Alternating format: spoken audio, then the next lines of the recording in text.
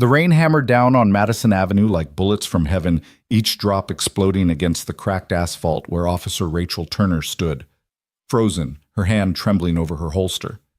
"Don't talk." The voice cut through the storm, not a command but a desperate plea from a man she'd dismissed as just another struggling single father. In 12 seconds, everything she believed about heroes would shatter. Welcome to a story that proves courage doesn't live in uniforms or badges. Sometimes it sleeps in the shadows, with those society has forgotten. I invite you to follow this journey to its stunning conclusion, and please comment your city below so I can see how far this story has traveled. The patrol car's wipers fought a losing battle against the October deluge as Officer Rachel Turner guided her cruiser down Madison Avenue's darkest stretch. 3 years on the force, 27 years old, and still naive enough to believe that evil announced itself with sirens and flashing lights. The dashboard clock glowed 11:47 p.m., 13 minutes before her shift ended, 13 minutes before she could drive home to her empty apartment and pretend the job hadn't eaten another piece of her soul. "Unit 7-4, what's your 20 shutter?" The dispatcher's voice crackled through the static. Rachel grabbed the radio, her wedding ring, catching the streetlight, a ghost she still wore despite the divorce papers signed 8 months ago. "Madison and 3rd, heading back to the station." "Copy that. Stay safe out there, Turner. Stay safe." The words echoed hollow in the car's interior, mixing with the rain's percussion. She'd been safe her whole life, safe suburban childhood, safe college boyfriend who became a safe husband until he found someone safer than a cop's wife. Safe choices, safe routes, safe assumptions about who the good guys were and where danger lived. The streetlights flickered, casting amber pools that the rain immediately shattered. This part of Madison had been dying for years, strangled by foreclosures and forgotten by city planners who preferred their poverty invisible. Boarded windows stared like dead eyes from buildings that once housed dreams. Now they sheltered ghosts, human and otherwise. Rachel slowed the cruiser, something pulling at her instincts.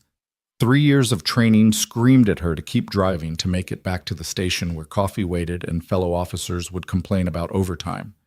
But something felt wrong. The rain seemed too loud, the shadows too deep, the street too empty even for this forgotten corner of the city. She pulled over, engine idling, watching the rain cascade down her windshield in rivers. Her hand unconsciously checked her service weapon, a Glock 19 with 15 rounds she'd fired thousands of times at the range, but never once in anger. The weight felt both reassuring and accusatory. "Just 13 minutes, she whispered to herself, but her hand was already reaching for the door handle. The rain hit her like a physical force, immediately soaking through her uniform despite the department-issued raincoat.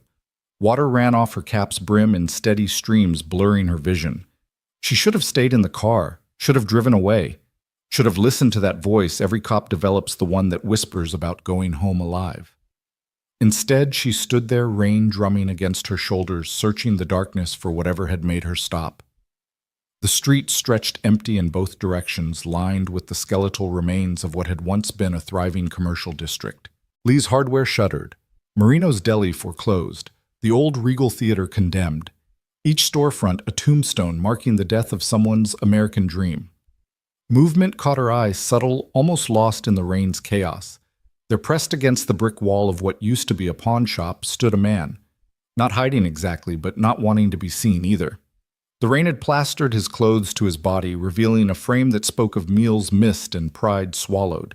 Beside him, a German shepherd mix sat alert, its fur matted with rain, but its eyes sharp with intelligence. Rachel's hand drifted toward her holster, not drawing, just finding comfort in proximity. She'd answered enough domestic calls, enough disturbances to recognize the signs of trouble. But this man didn't have the aggressive stance of someone looking for a fight. If anything, he seemed protective. Watchful. She took 3 steps forward, her boots splashing through puddles that reflected the dying streetlights. The man didn't move, didn't run, didn't threaten. He simply watched her approach with eyes that held too much knowledge for someone the world had clearly beaten down. "Sir, are you all right?" Her voice carried the professional distance they'd taught at the academy, firm but not aggressive, concerned but not involved. The man's lips moved, but the rain swallowed his words. She moved closer, close enough now to see the lines etched deep in his face. Not age lines, but the kind carved by worry and sleepless nights. His clothes, despite being soaked, were clean. Worn thin at the elbows and knees, carefully patched in places but clean. This wasn't a vagrant or an addict. This was someone trying desperately to hold on to dignity while the world stripped it away piece by piece. "Don't talk," he said louder this time, but still barely audible over the rain's roar. "Just listen." Every protocol, every training scenario flashed through Rachel's mind. This could be a distraction, a setup, a dozen different dangers wrapped in rain and shadow. Her hand tightened on her weapon's grip, still holstered but ready. "Sir, I need you to—" "Please." The word cracked like ice breaking. "He's been watching you." The rain suddenly felt colder. Rachel's eyes swept the street, seeing nothing but sensing everything. The shadows seemed to breathe the darkness pulse with hidden threat. "Who's been watching me?" She kept her voice steady, despite the adrenaline flooding her system. The man David, though she didn't know his name yet, lifted his chin slightly, indicating something behind her and to the left. Not obviously, not dramatically, just the smallest gesture that spoke of someone who'd learned to communicate danger without attracting it. "Silver Honda. Parked since you started patrol. Engine running. Driver never got out." Rachel didn't turn immediately. "Training kicked in? Never turn your back on a potential threat. Never reveal what you know until you're ready to act." Instead, she angled her body using her peripheral vision to catch the vehicle he'd described.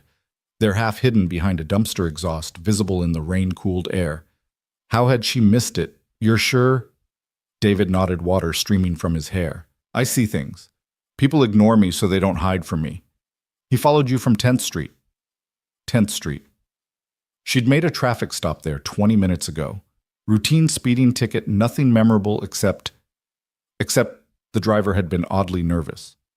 Too nervous for a simple citation. She'd let him go with a warning, something her training officer would have called soft, but she'd been tired, eager to end her shift without paperwork. "Did you see the driver?" White male. 30s. Scar through his left eyebrow. Wearing a black jacket with— David paused, his dog suddenly tensing beside him, a low growl building in its throat. The shadows exploded into motion. A figure burst from the alley between buildings, moving fast despite the rain-slick pavement.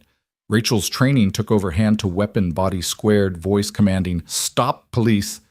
But he didn't stop, couldn't stop, wouldn't stop. The streetlight caught the knife in his hand blade, gleaming wet with rain that looked too much like blood in the amber light. 20 feet, 15, 10. Time fractured into fragments. Rachel's weapon clearing leather. The attacker's face twisted with rage or fear or madness. David moving not away but toward. The dog launching itself with primal fury. The rain falling between heartbeats, each drop suspended like crystals in the lightning flash of crisis. The collision was brutal. David hit the attacker from the side just as Rachel's finger found the trigger. They went down hard, the knife spinning away into the darkness, metal singing against concrete. The dog was on them instantly, jaws clamping on the attacker's arm, not biting through but holding, controlling. Rachel circled weapon-trained, searching for a clear shot that wouldn't risk David. Stop resisting, stop resisting. But the fight was already over. David had the man pinned using technique that spoke of training, maybe military. Maybe just the hard-earned education of survival. The attacker struggled briefly, then went limp, sobbing into the rain-soaked street. "Clear," David said quietly, professionally, like someone who'd said it before in places where clear meant everyone got to go home. Rachel holstered her weapon and pulled out her cuffs, her hand surprisingly steady as she secured the attacker. Only then, only when the immediate danger passed, did the reality hit her. This man, this single father she'd been ready to dismiss as just another hard-luck story, had saved her life. "Are you hurt?" she asked David, who was slowly standing, favoring his left knee. "I'm fine." He wasn't, she could see that, but fine was relative in this part of the city.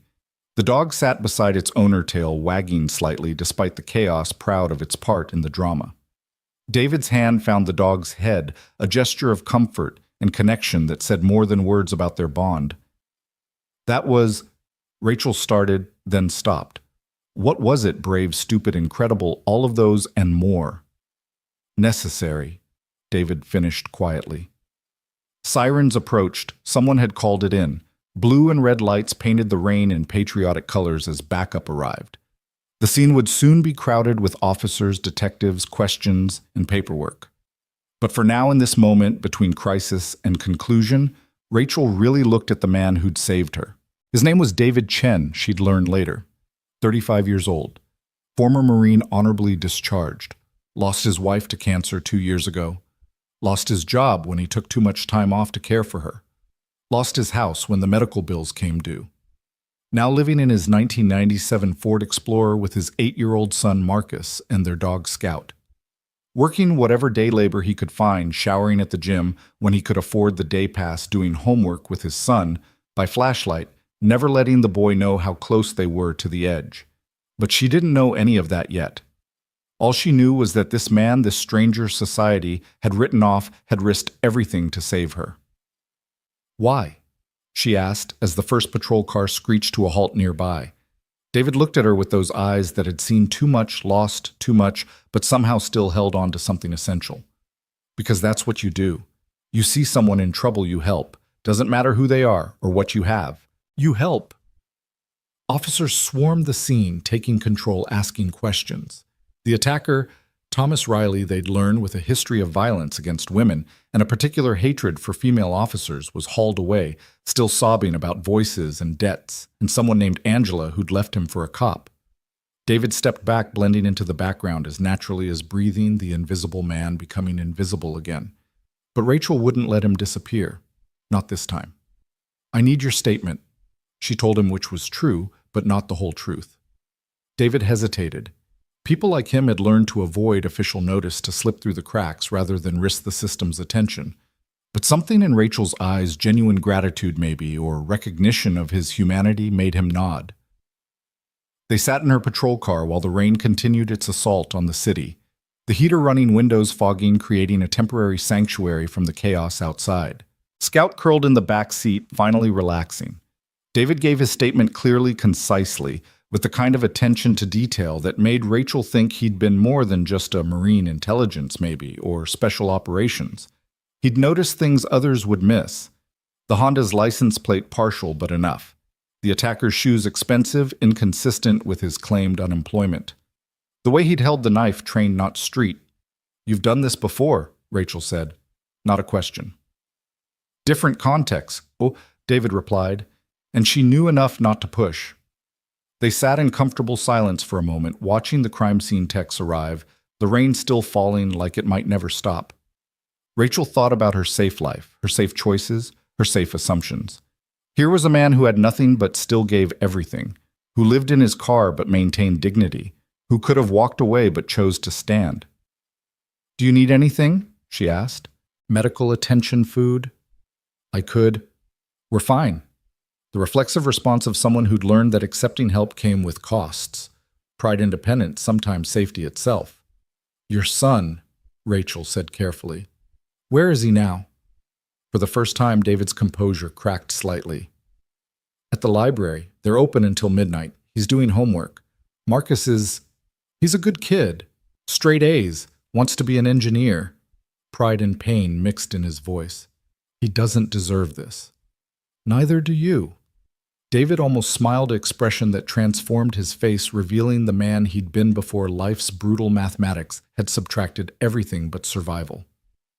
My shift's over, Rachel said, suddenly surprising herself. The library's about to close. How about I give you and Marcus a ride? We have a car. In this rain, with your knee. She'd noticed him favoring it more as the adrenaline wore off. Come on, let me do this. David studied her for a long moment. Trust was currency in his world, spent carefully and rarely. But something passed between them. Understanding maybe, or recognition of shared humanity despite their different circumstances. Okay, sit, he said finally. Thank you. They drove through the rain-soaked streets toward the library Scout Alert in the back seat. David quiet beside her. Rachel thought about the randomness of it all, how she'd almost driven past, how David could have stayed hidden, how the knife could have found its mark. Thin margins between salvation and disaster, between hero and victim, between visible and invisible.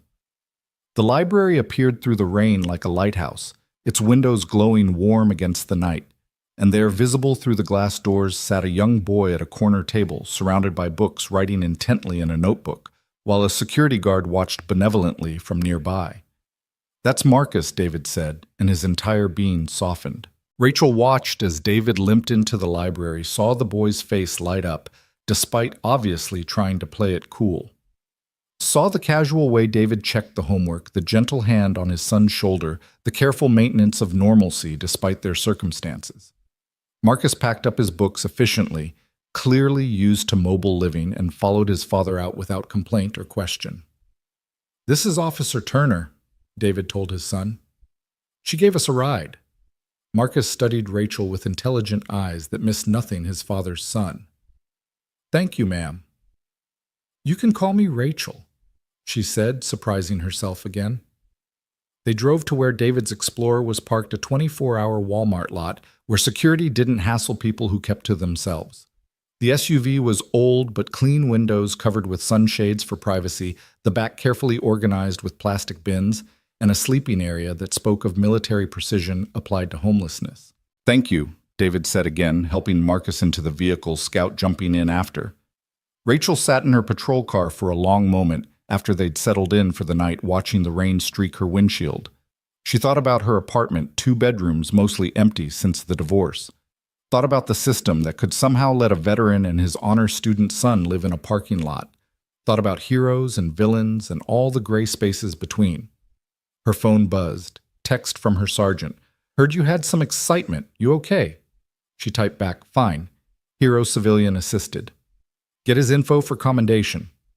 Rachel looked at the Explorer, its windows now dark, a family settling in for another night of careful invisibility. A commendation would mean attention bureaucracy questions David couldn't afford to answer. The system that might help could just as easily hurt child services asking if a car was a suitable home, social workers with good intentions and inflexible rules. "Working on it," she typed, then deleted it. Started again. "We'll follow up tomorrow." But tomorrow was already forming in her mind, different from the today she'd expected. Tomorrow would involve conversations with people she knew, her cousin, who managed a restaurant and might need reliable help, her friend at the VA, who knew how to navigate the system's maze, the sergeant who ran the department's community outreach and had more flexibility than most. She drove home through the rain, but her mind stayed in that parking lot. At her apartment, she stood in her extra bedroom empty, except for boxes she still hadn't unpacked from the divorce. 15 minutes from that Walmart, walkable to 3 schools. The rental market was tough, she knew. Background checks and credit reports and first-last deposit created walls higher than most could climb. But she was a cop. Her word meant something. Her recommendation could open doors. That night, Rachel couldn't sleep. She kept thinking about David's words, "You see someone in trouble, you help." So simple, so complicated, so much harder than pulling a trigger or writing a ticket or following procedure. Real help meant risk, meant involvement, meant stepping out of the safe zones she'd built around her life. At 3 a.m., she gave up on sleep and made coffee. Sat at her kitchen table with her laptop researching. Veteran services underfunded and overwhelmed. Homeless families, thousands in the city, invisible by necessity. The gap between working poor and stable life wider than the Grand Canyon and just as deadly to cross. She found David's service record, public information mostly, Force Recon Marine, 2 tours in Afghanistan, Bronze Star, Purple Heart. Honorable discharge. The dry facts that said nothing about the man who'd watched over her from the shadows, who'd thrown himself at an armed attacker without hesitation. By dawn, she had a plan. Not perfect, not complete, but something. She found David's Explorer in a different lot. Smart never stay in the same place twice. Knocked gently on the window. David appeared instantly alert despite the early hour Scout beside him. In the back, Marcus slept on the exhausted sleep of a child carrying adult burdens. Coffee. She offered a cup from the shop down the street. David accepted it carefully, stepping out of the vehicle to avoid waking his son. The morning was crisp, yesterday's rain leaving everything clean and sharp. "I want to help," Rachel said directly. No build-up, no dance around it. "We don't need—" "Stop." She held up her hand. "Yesterday you said when someone's in trouble you help. Well, I'm in trouble. I've been a cop for 3 years, and yesterday was the first time I really saw this city, really saw the people in it. That troubles me. So help me understand. Help me do better." David studied her over the coffee cup, steam rising between them like incense. It's not that simple. I know, but neither was jumping that guy with the knife. A small smile. That was simple. He was going to hurt you. I could stop him, so I did. Then let me be simple too. You need stable housing for Marcus. I have an empty bedroom. You need work that pays enough to get back on your feet. I have connections. You need someone to see you as more than a statistic or a problem. I see you. You don't know us. I know enough. I know you're the kind of man who saves strangers. I know you're raising a son who does homework in a library instead of running the streets. I know that dog would die for you both. That's character. Everything else is just circumstances. David was quiet for a long moment, watching the sunrise paint the sky in shades of hope. In the Explorer, Marcus stirred, waking to another day of pretending everything was normal at school while his life was anything but. There are things, David said slowly, about my service. Things that make traditional employment complicated. PTSD. Among other things. I have bad days. Days where I can't function the way employers expect. But you functioned yesterday when it mattered. That was different. That was clear. Right and wrong, protect and serve. Civilian life is, he struggled for words, murky. Rachel thought about her own struggles with the murkiness, the politics of policing, the compromise and frustration, the gap between what she'd hoped to be and what the job demanded. What if, she said carefully, we could find you something clear, something that uses what you're good at? Like what? She thought about yesterday, his observation skills, his ability to see what others missed, his instinct to protect. The department has civilian positions, community liaison, youth programs, things where your experience would be an asset, not a liability. They don't hire homeless veterans with PTSD for those jobs. They don't know what I know. They didn't see what I saw. Rachel pulled out her phone, showed him an email she'd drafted at 4 a.m. to her sergeant. A recommendation so strong it bordered on demanded. I've got 3 years of perfect record. Never asked for anything. Never pushed. That currency spends if you use it right. Why? David asked the same question she'd asked him yesterday. Because that's what you do. She echoed his words back. You see someone in trouble, you help. Marcus appeared in the Explorer's window, rubbing sleep from his eyes. He saw his father talking to Rachel and smiled a child's smile, trusting and innocent despite everything. Hi, Officer Rachel, he called out. Hey, Marcus, how'd the homework go? Got it all done. We're studying the Revolutionary War. Did you know George Washington's troops went the whole winter at Valley Forge with barely any food or shoes, but they didn't give up? Rachel looked at David, saw him seeing her understand. The parallel wasn't lost on any of them. Your dad's a hero, she told Marcus. He saved me yesterday. Marcus nodded matter-of-factly. He does that. He saved a lady from a fire once and stopped a man from hitting his kid at the park. And, Marcus, David said, gently embarrassed. It's true, the boy insisted with 8-year-old certainty. Rachel made a decision, the kind that changes lives, hers, theirs, maybe others down the line. Marcus, how would you like to see your dad get a medal? The boy's eyes widened. David immediately shook his head. No attention. We can't. Trust me, Rachel said. I know how to do this right. Quiet ceremony, no media, just the department recognizing what you did. But more importantly, it creates a record. A formal acknowledgement that you're one of the good guys. That matters when you're applying for jobs, for housing, for everything. She's right, Dad, Marcus said quietly. You always tell me to be proud of doing the right thing. David looked between his son and Rachel, caught between pride and survival instinct, between staying invisible and stepping into the light. One condition, he said finally. Name it. This isn't charity. I work for anything I get. I pay back every kindness. That's how we maintain dignity. Rachel extended her hand. Deal. They shook on it there in the parking lot as the sun climbed higher, as the city woke around them, as life prepared to change in ways none of them could fully anticipate. Over the next weeks, Rachel learned what real police work looked like. Not the arrests and reports, but the human connections that actually made communities safer. She vouched for David at the VA, navigated the bureaucracy with the determination of someone who'd seen too clearly what happened when the system failed. She convinced her sergeant to interview David for a civilian position part-time, at first working with at-risk youth. Who better to reach kids on the edge than someone who'd been over it and climbed back? The spare bedroom in her apartment became Marcus's first stable home in 2 years.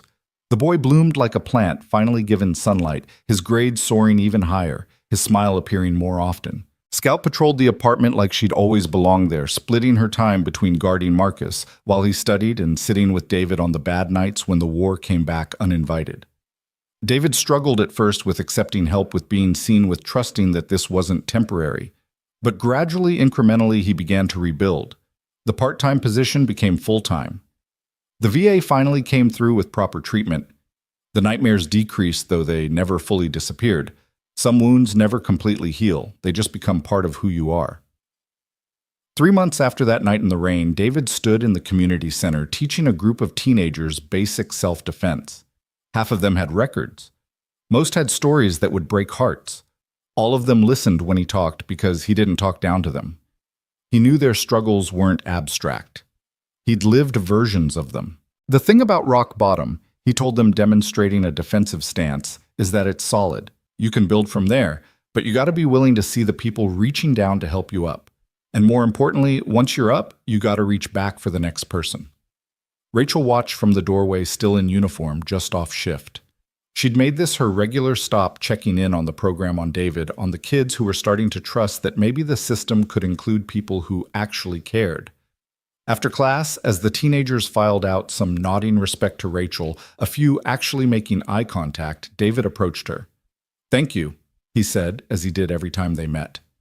"Stop thanking me," she replied, as she always did. "You saved my life." "You saved mine," he countered, "and Marcus's. Then we're even."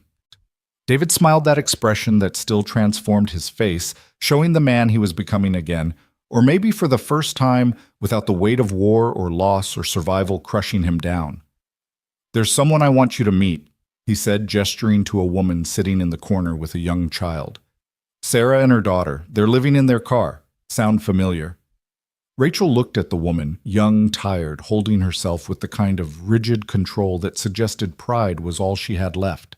The child, maybe 5, coloring intently in a worn notebook. "You vouching for her?"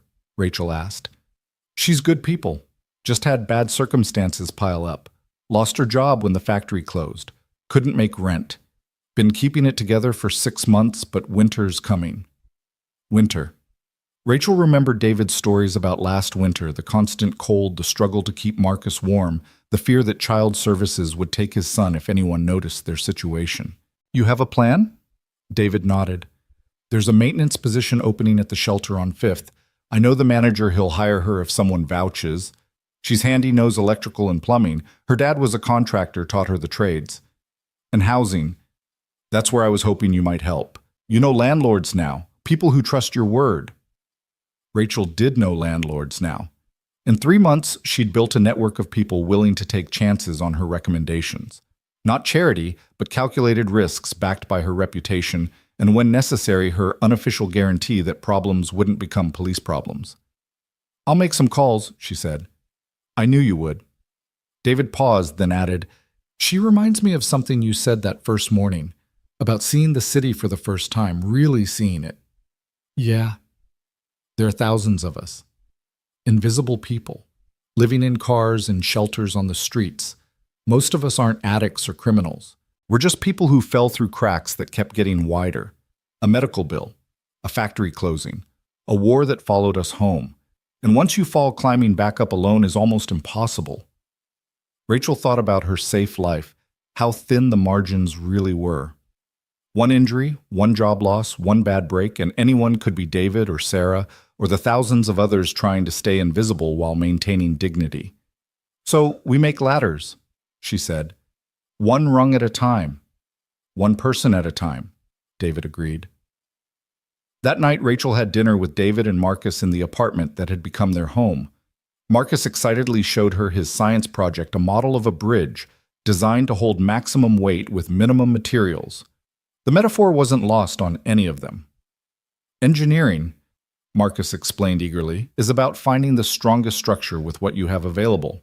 You can't always have the best materials, but you can always find the best design. Scout lay at their feet, content in the way of dogs who know their pack is safe. Outside, rain began to fall again, but inside was warm and dry and stable. "I've been thinking," David said as they cleared the dishes, "about that night, about why I was there in that exact spot at that exact moment." "Fate," Rachel suggested, half joking. "Purpose," David corrected. "For 2 years I thought I'd lost mine. Thought I was just existing, keeping Marcus fed and safe, but not really living. Then I saw you that night and I knew, clear as I've ever known anything. This was why I was there. All of it, the loss, the struggle, the invisibility, it put me in position to help when it mattered." "You would have helped anyone." "Maybe, but it wasn't anyone. It was you. Someone who could help others. Who would help others." That multiplies the good, doesn't it? Rachel thought about Sarah and her daughter, about the teenagers in David's class, about the ripples spreading out from one moment of courage in the rain. "Yeah," she said, "it does." Later, after Marcus had gone to bed and David had retreated to his room to wage his nightly battle with memories, Rachel stood at her window, watching the rain. The city spread out below, millions of lights hiding millions of stories. How many invisible people were out there? How many potential heroes dismissed as problems? How many David Chens waiting for someone to truly see them? Her phone buzzed. Text from dispatch about a homeless veteran causing a disturbance at a convenience store. 2 years ago, 3 months ago, she would have responded by the book. Arrest if necessary, move along if not maintain order above all. Now she texted back, "On my way, I'll handle it." Because handling it meant something different now. It meant seeing the person, not just the problem. It meant understanding that sometimes disturbing the peace was the only way to be heard. It meant remembering that everyone was one bad day, one missed payment, one closed factory away from invisibility. She grabbed her keys, her badge, and something more, the knowledge that real protection and service happened in the margins, in the shadows, in the spaces where official policy ended and humanity began. The rain intensified as she drove toward the disturbance, but she didn't mind. Rain had brought David into her life, had washed away her safe assumptions and comfortable blindness. Now every drop reminded her of that night, of the courage, of the invisible, of the thin line between saved and lost. The convenience store came into view, its neon glow harsh against the darkness. A man stood outside, agitated, arguing with the clerk through the door. Other units would arrive soon, ready to arrest or forcibly remove. But Rachel got there first, approaching slowly, hands visible, voice calm. "Hey there," she said. "Rough night." The man turned, ready to fight or flee, then saw something in her face, recognition maybe, or just the absence of judgment. "They won't let me buy food," he said. "I got money. I showed them. But they said I smell bad, that I'm scaring customers." Rachel looked at the clerk through the window, young and frightened, probably told to keep the homeless away by a manager safe in suburbia. "Wait here," she told the veteran. She entered the store, had a quiet conversation with the clerk, explained that refusing service to someone with money was discrimination, that this man had served his country, that compassion cost nothing but paid dividends in community safety. 5 minutes later, the veteran had his food. As he left, he stopped beside Rachel's patrol car. "You're different," he said. "I learned from someone that you see someone in trouble, you help," she replied. Simple as that. Simple as that. But it wasn't simple, not really. It was hard and complicated and sometimes heartbreaking. It meant fighting the system from inside while trying not to let it corrupt the impulse to help. It meant seeing too much suffering and not being able to fix it all.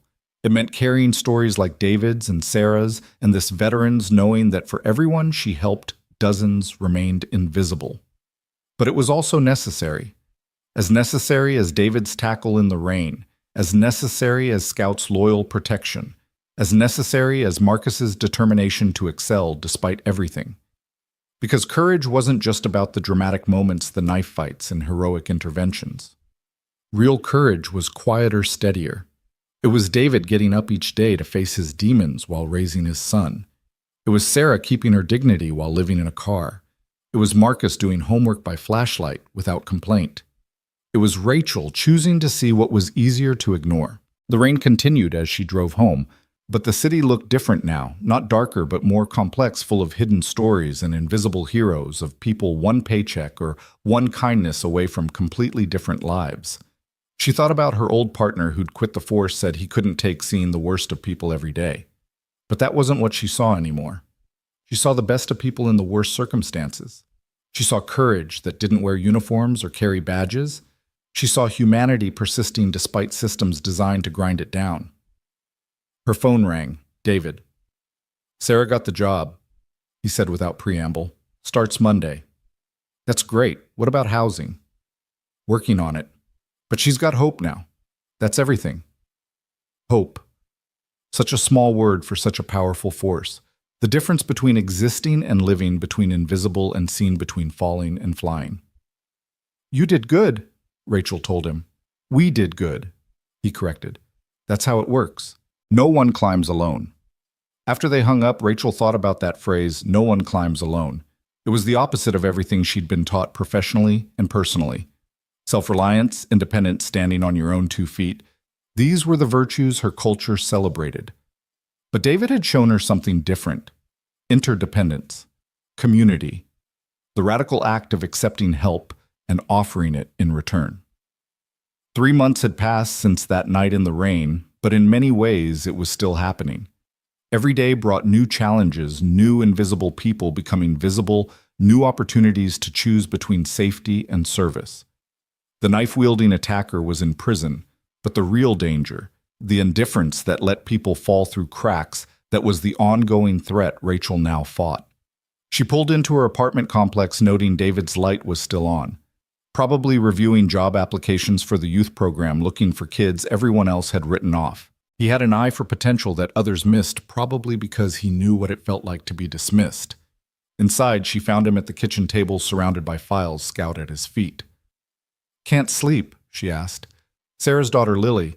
She hasn't talked since they lost their home. Selective mutism, the shelter psychologist says. Trauma response." "That's rough." "Marcus wants to help. He remembers not talking for a while after his mom died. Thinks maybe he could, I don't know, be a friend. Show her it gets better." Rachel poured herself coffee, joining him at the table. This had become their routine late-night strategy sessions about healing a broken world one person at a time. "Let him try," she said. "Kids sometimes reach kids better than adults can." "Yeah." David rubbed his eyes, exhaustion showing. "Some days I wonder if we're making any real difference. It's like trying to empty the ocean with a spoon. But every spoonful matters to someone drowning." He looked at her, that penetrating gaze that had first warned her of danger, now seeing something else. "You've changed," he said. "So have you." "No, I mean, when we met you were going through the motions, safe. Now you're—" He searched for words, alive, present, engaged. Rachel thought about her life before the empty apartment, the safe routines, the job that was just a job. Now every day had purpose beyond procedure. Every call was a chance to truly protect and serve. "You saved more than my life that night," she admitted. "You saved me from a different kind of invisibility, the kind where you exist but don't really live." David nodded, understanding without explanation. They sat in comfortable silence, 2 people who'd found purpose in each other's rescue. A soft knock interrupted them. Marcus stood in the doorway, rubbing sleepy eyes. "Dad, I had the dream again." David immediately rose, but Marcus shook his head. "Not the bad one. The good one. Where we have a home and Scout has a yard and you smile all the time." "That's not a dream anymore, buddy," David said softly. "I know. That's what makes it good." The boy patted back to bed, Scout following protectively. David watched them go, love and pain mixing on his face. "He's everything," he said simply. "He's lucky to have you." "I'm lucky to have him. He kept me human when it would have been easier to become something else. Someone else. The kind of person who survives but doesn't live." Rachel understood. The job could do that, make you hard, cynical, closed off. But David and Marcus, and now Sarah and all the others, they kept her human too. Reminded her why the work mattered. "I should try to sleep," David said, but didn't move. "Bad night. Anniversary, 5 years since Afghanistan, the thing that ended my military career. He'd never talked about it directly. Rachel didn't push, just waited. Convoy hit an IED, lost 3 men, good men. I was supposed to... I should have seen it, should have known. All my observation skills, all my training, and I missed it. David. I know, survivor's guilt, PTSD. I've heard all the terms, but knowing what to call it doesn't make it go away. Those men had families, kids. They're gone, and I'm here, and some days I don't know why. Because of Marcus, because of Sarah, because of me, because of everyone you've helped and will help. Is it enough to balance the scales? Rachel thought carefully before answering. There are no scales. There's just what happened and what happens next. You can't save the men you lost, but you can honor them by saving others, by living with purpose, by teaching Marcus that good men don't give up especially when it's hard. David finally looked at her, really looked at her. How'd you get so wise? I had a good teacher, this homeless guy who lived in his car, real philosopher type. That earned her a small smile. Sounds like a troublemaker. The best kind. They sat there until dawn talking about everything and nothing about the people they'd been and were becoming about the city's invisible population and their visible dreams. When the sun finally rose, painting the apartment in golden light, David stood to make breakfast for Marcus. Thank you, he said as always. Stop thanking me, she replied, as always. But this time he shook his head. No, gratitude matters. It's what separates surviving from living. Being thankful means you recognize good in the world even when bad seems overwhelming. He was right, Rachel realized. Gratitude was a choice like courage, like seeing the invisible, like helping when it would be easier to walk away. Marcus emerged dressed for school, backpack ready. He hugged his father, then surprised Rachel with a hug too. Thanks for letting us stay, he said with 8-year-old sincerity. Thanks for making it home, she replied. As they prepared for their day, David to the community center, Rachel to her shift, Marcus to school, the apartment filled with the comfortable chaos of family. Not traditional family, maybe, but real nonetheless. Forged in crisis, strengthened by choice, held together by something more powerful than blood or law. Before leaving, Rachel checked her phone. 3 messages about homeless individuals causing problems. Once she would have seen only the problems. Now she saw the people. Each call was an opportunity to connect, to redirect, to possibly save someone the way David had saved her. Be safe out there, David called as she headed to the door. Always am, she replied, then added, now. Because now she understood what safety really meant. It wasn't about avoiding danger, it was about facing it with backup, with community, with people who'd catch you if you fell. Real safety came from knowing you weren't alone, that invisible threads connected you to others who'd stand in the rain and fight for strangers. The city waited outside, full of its usual chaos and occasional miracles. Rachel adjusted her badge, checked her weapon, and stepped into it. Ready to serve and protect in ways the Academy never taught, but David had demonstrated. Ready to see the invisible and make them matter. The warehouse district at dawn looked like a mouthful of broken teeth, each abandoned building a gap where commerce used to thrive. Rachel's patrol car moved slowly through the maze of empty loading docks and rusted fire escapes, her radio crackling with routine checks from other units. 6 months had passed since that night in the rain, since David Chen had changed the trajectory of her life, and now she saw these forgotten spaces differently, not as areas to avoid or quickly patrol through, but as potential shelters for the invisible, the places where people like David once sought refuge from judgment and cold.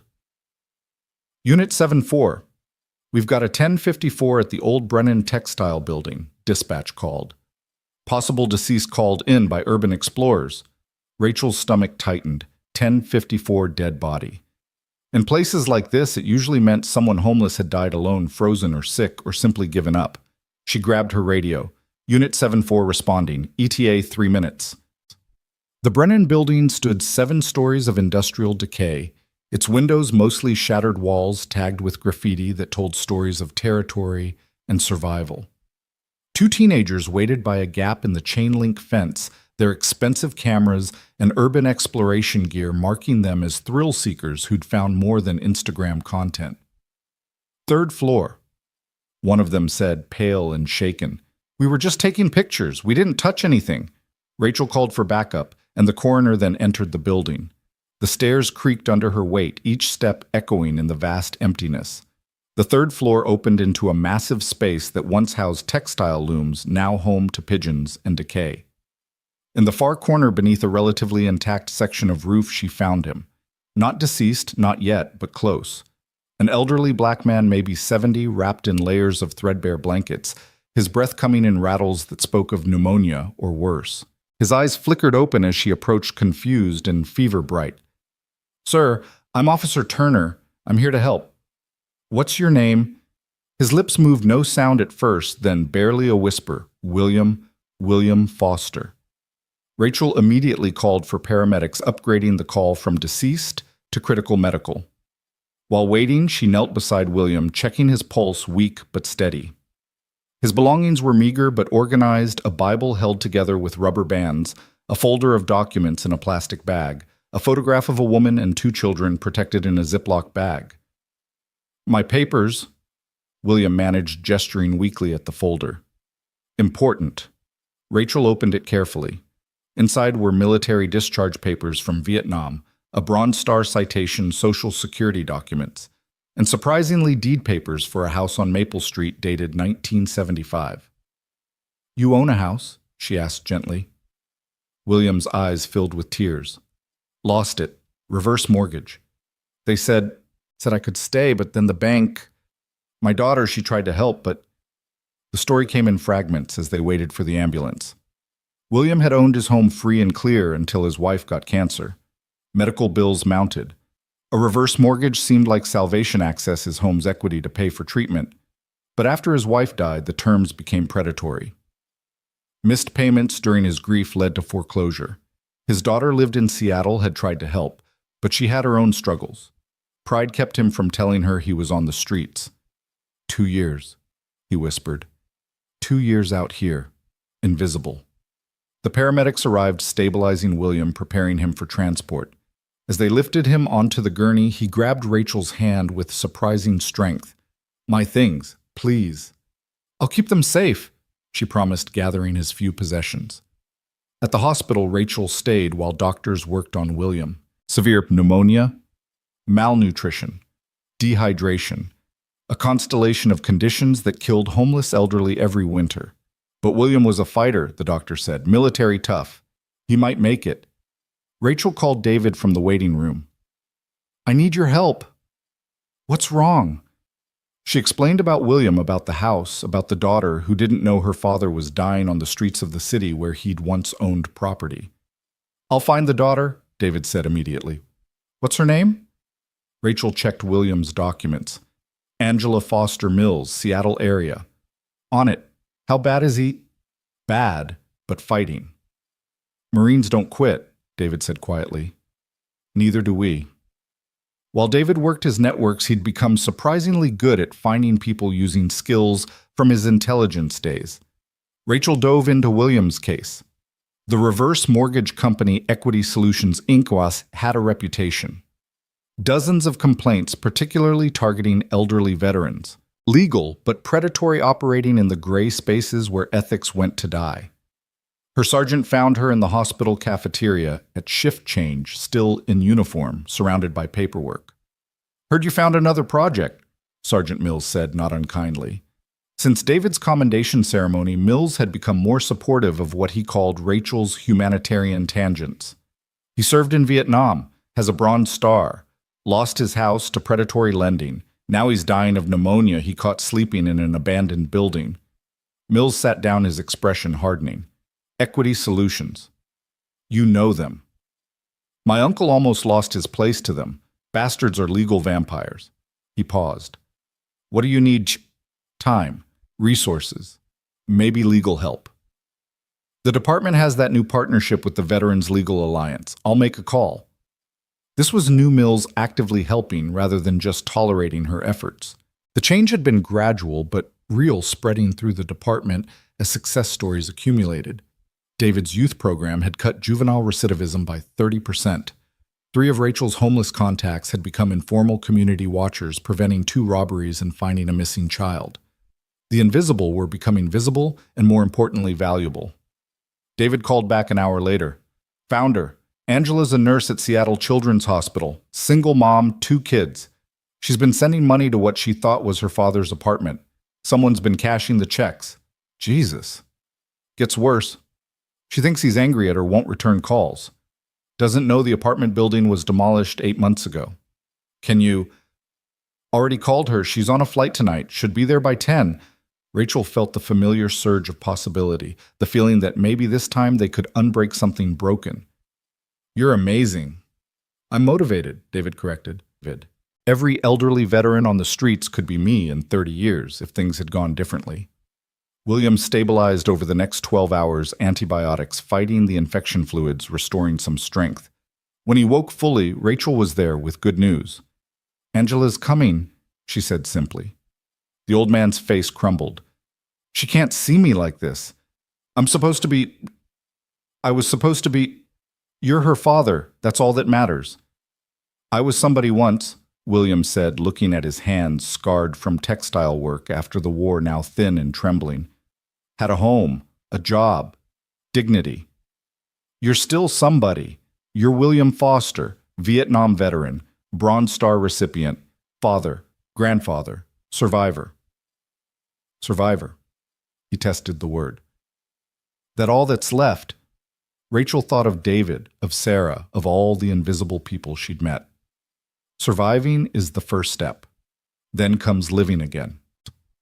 Angela arrived that night rushing into the hospital room with 6 months of guilt and 2 years of misdirected anger. The reunion was tearful, complicated, full of explanations and apologies. Rachel stepped out to give them privacy, finding David in the waiting room with Marcus and Scout. Thought you might need backup, David said. Marcus held a get well card he'd made addressed to Mr. Foster, American Hero. The boy's empathy never ceased to amaze Rachel, perhaps, because he knew what it felt like to have a father struggling with dignity. Can we see him? Marcus asked. Let's give him time with his daughter first. They waited, this unusual family forged by circumstance and choice. Around them, the hospital hummed with its usual drama, lives ending and beginning, suffering and healing, the whole human experience compressed into fluorescent lit corridors. Angela emerged after an hour, eyes red but determined. She looked at the small group without surprise, somehow knowing these were her father's advocates. He told me what you did, she said to Rachel. Thank you. I just called for help. No, before that. You saw him. Most cops would have just called the coroner and moved on. You saw him as a person. David stepped forward. Ma'am, I run a program for veterans in crisis. We have resources, temporary housing, legal aid. Your father doesn't have to go back to the streets. He's coming home with me, Angela said firmly. To Seattle. Should have happened 2 years ago, but he was too proud and I was too hurt to push past it. The house, Rachel said. The reverse mortgage. There might be legal remedies. Predatory lending, targeting veterans, judges don't like that. Angela's expression hardened. They stole his home. The home he bought with my mother where I grew up, where my kids should have been able to visit their grandfather. We know lawyers, David said quietly. Good ones, angry ones, the kind who take cases like this personally. Within a week, William's case had become a cause. The Veterans Legal Alliance took it pro bono, discovering in the process that Equity Solutions had violated numerous regulations in their handling of William's mortgage. The local news picked up the story, elderly black veteran Bronze Star recipient lost home to predatory lending, nearly died on the streets. The optics were terrible for Equity Solutions, but Rachel had learned that public shaming only went so far. Real change required systematic pressure. She worked with David and the legal team, identifying 17 other elderly veterans who'd lost homes to the same company. They organized them, creating a class action potential that made Equity Solutions lawyers nervous. The breakthrough came from an unexpected source. Marcus, doing research for a school project on community heroes, had been reading through William's military citations. He found something everyone else had missed. William had saved the life of a lieutenant in Vietnam, pulling him from a burning helicopter. That lieutenant was now Senator James Crawford, chair of the Veterans Affairs Committee. "We should write to him," Marcus suggested with the simple clarity of childhood. David looked at Rachel. "Kid's got a point." The letter Marcus wrote with David's help was devastating in its simplicity. A child writing about meeting Mr. Foster, about how heroes shouldn't die alone in abandoned buildings, about how America's promise to its veterans seemed broken but could be fixed. Senator Crawford's response came within 48 hours. Not a form letter, but a personal call to David's cell phone. "I remember William Foster," the senator said. "He carried me 3 miles through jungle with 2 bullets in his shoulder. I owe him my life. What do you need?" What they needed was leverage, and Crawford provided it. Federal investigation into equity solutions. Congressional hearing on predatory lending targeting veterans. Media attention that went national. 3 months later, William stood in his old house on Maple Street, keys in hand.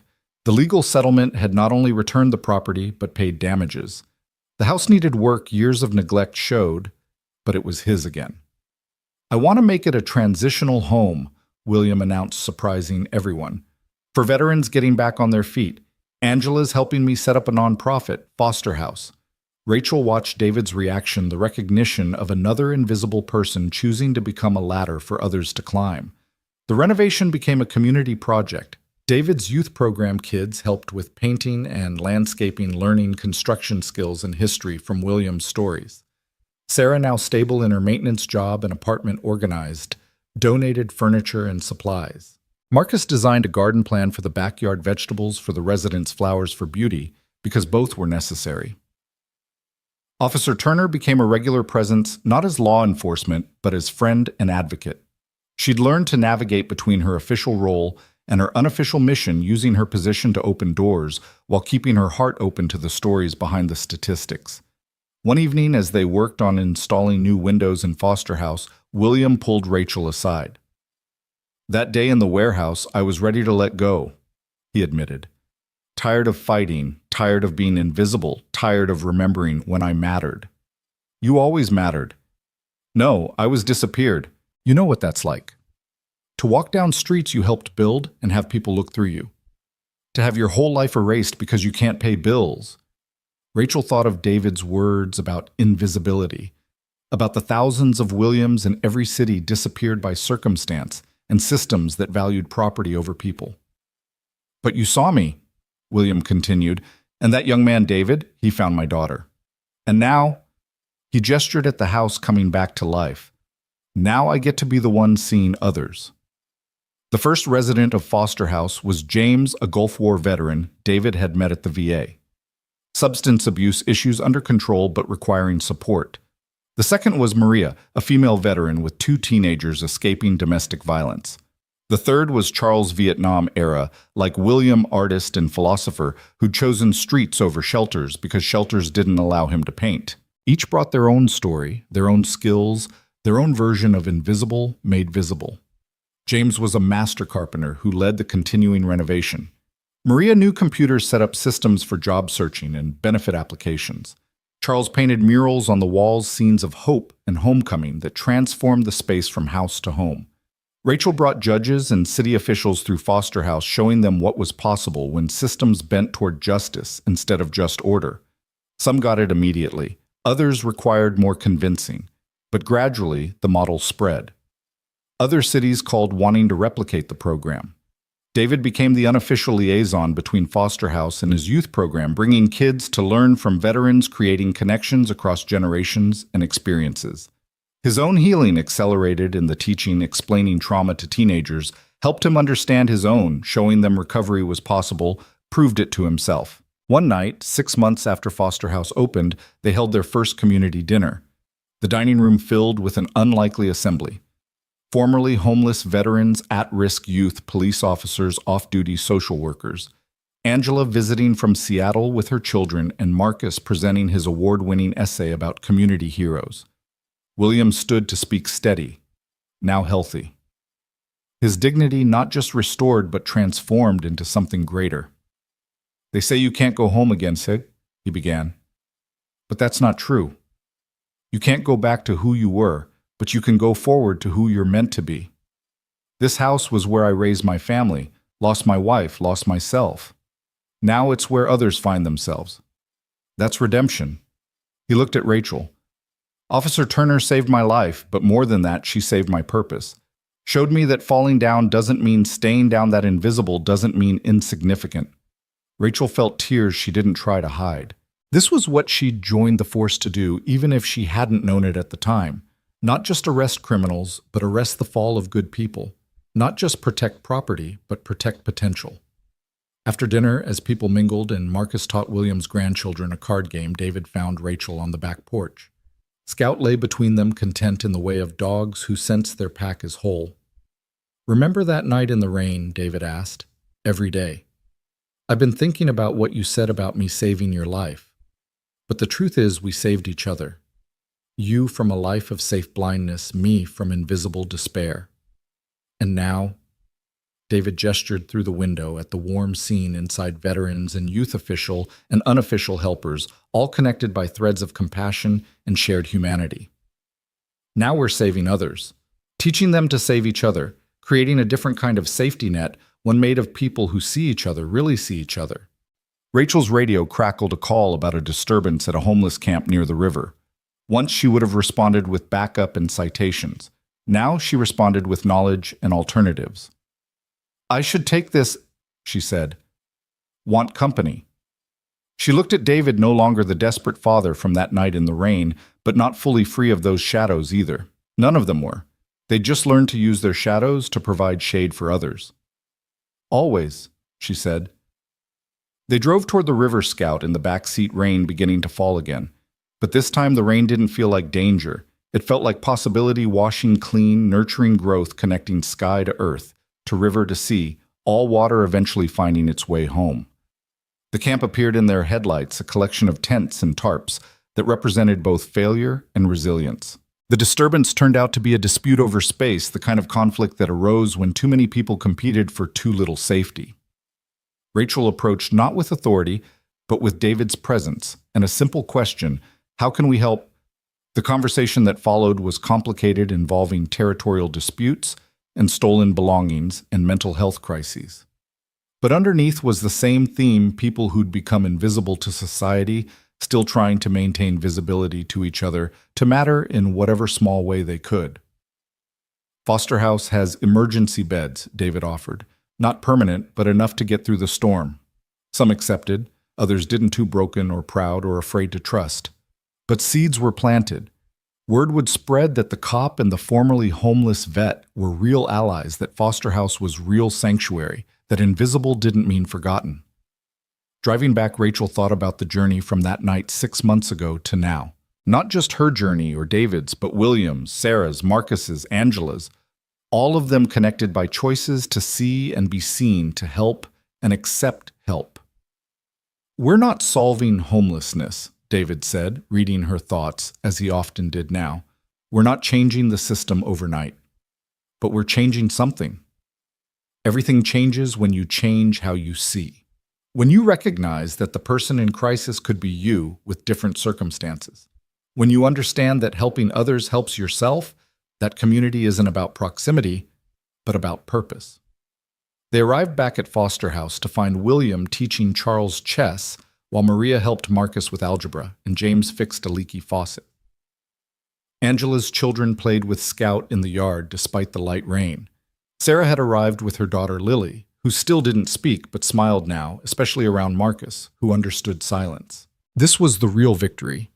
Not the dramatic rescue in the rain, not the legal triumph over predatory lenders, not even the successful establishment of Foster House. The real victory was this quiet evening of connection of broken people, helping other broken people become whole, or at least more whole than they were alone.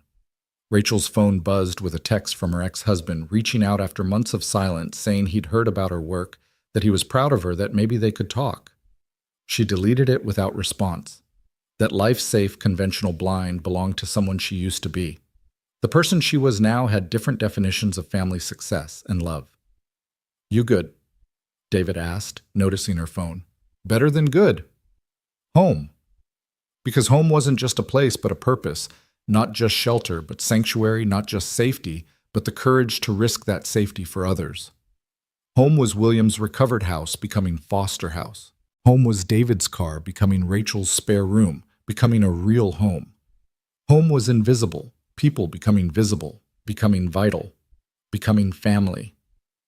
The rain intensified, drumming on the roof of Foster House like applause from heaven. Inside, warm and dry, and together the formerly invisible continued their quiet revolution, one meal, one conversation, one connection at a time. They were writing new stories over old pain, creating beauty from brokenness, proving that redemption wasn't just possible, but perpetual, always available to those brave enough to see and be seen. As the evening deepened, Rachel helped serve second helpings of James's surprisingly good chili, while David led a discussion about job interview skills and William dozed in his chair, peaceful in his own home again. Marcus and Lily worked on a puzzle in the corner, comfortable in their shared silence. Sarah and Maria compared notes on surviving single motherhood. Charles sketched them all, capturing the moment in charcoal and possibility. This was what protection and service really looked like. Not just arresting the bad, but amplifying the good. Not just maintaining order, but nurturing justice. Not just managing poverty, but defeating invisibility with the radical act of genuine sight. Rachel caught David's eye across the room, and he smiled, that expression that still transformed his face, but came easier now. They'd found something in each other, and in this work, that neither had expected, not just purpose, but joy. Not the easy joy of comfort, but the hard-won joy of struggle, shared, of falling caught, of invisibility, conquered by community. Tomorrow would bring new challenges. More Williams dying in warehouses, more Sarahs living in cars, more Davids choosing between dignity and survival. The system wouldn't change overnight, might never fully change. But tonight in this house, reclaimed from loss, surrounded by people, reclaimed from invisibility, they had something powerful, proof that another way was possible. The rain continued, but inside Foster House, no one was cold, no one was alone, no one was invisible.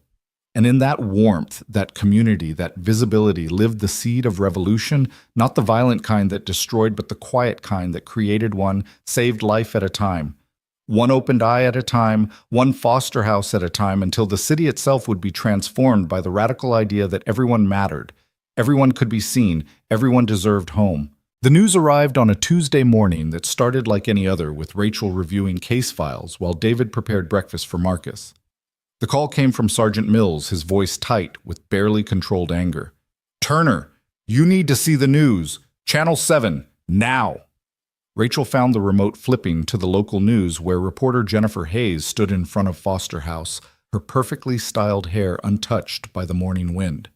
Behind her, Rachel could see William on the porch, his face a mask of disbelief and growing fury. "In a shocking revelation," Hayes announced with the practiced gravity of someone who'd never missed a meal, "we've learned that Foster House, the celebrated transitional home for veterans, has been harboring a convicted felon. Our investigation reveals that one of the residents, Charles Brennan, served 8 years in prison for armed robbery. Sources question whether allowing violent criminals to live alongside vulnerable veterans is appropriate, even reckless." David's coffee mug hit the counter hard enough to crack. "How did they—" "Someone leaked it," Rachel said, her mind already racing through possibilities. "Someone who wants Foster House to fail." The phone started ringing immediately. City officials who'd supported them were suddenly unavailable. Donors expressed concerns. The VA wanted an emergency meeting. In 30 seconds of television, months of work began unraveling. Rachel arrived at Foster House to find it surrounded by news vans and protesters. Some held signs reading, "Veterans deserve better," and "No criminals near our kids." Counter-protesters had also gathered Foster House supporters and graduates, holding their own signs, "Second chances save lives," and "Judge actions not passed."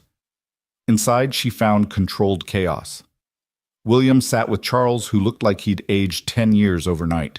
James paced by the window, fists clenched. Maria tried to keep her teenagers from seeing the news. And Marcus, home from school, with a suspicious stomachache, sat beside Charles with fierce 8-year-old loyalty. "I should leave," Charles said quietly. "I won't let my past destroy what you've built." Like hell, William responded. This is your home. You've been nothing but helpful since you arrived. Your past is past. Tell that to them.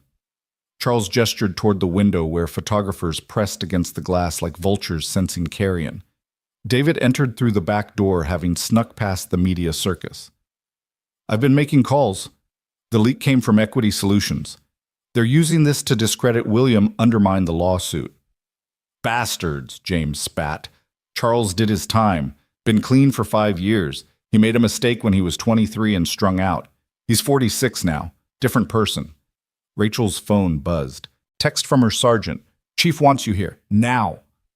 The meeting at the station was brutal. Chief Patricia Coleman, usually supportive, looked exhausted. Rachel, I've been fielding calls all morning. City council members, the mayor's office, community leaders. They're all running scared. From what a man who paid his debt to society and has been exemplary since...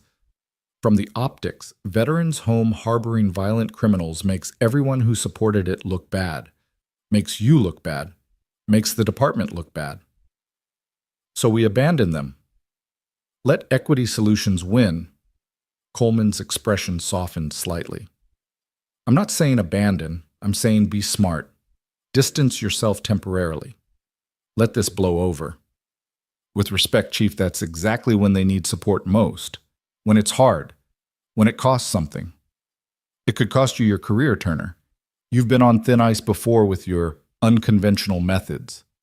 This could break it. Rachel thought of David that night in the rain, throwing himself at an armed attacker.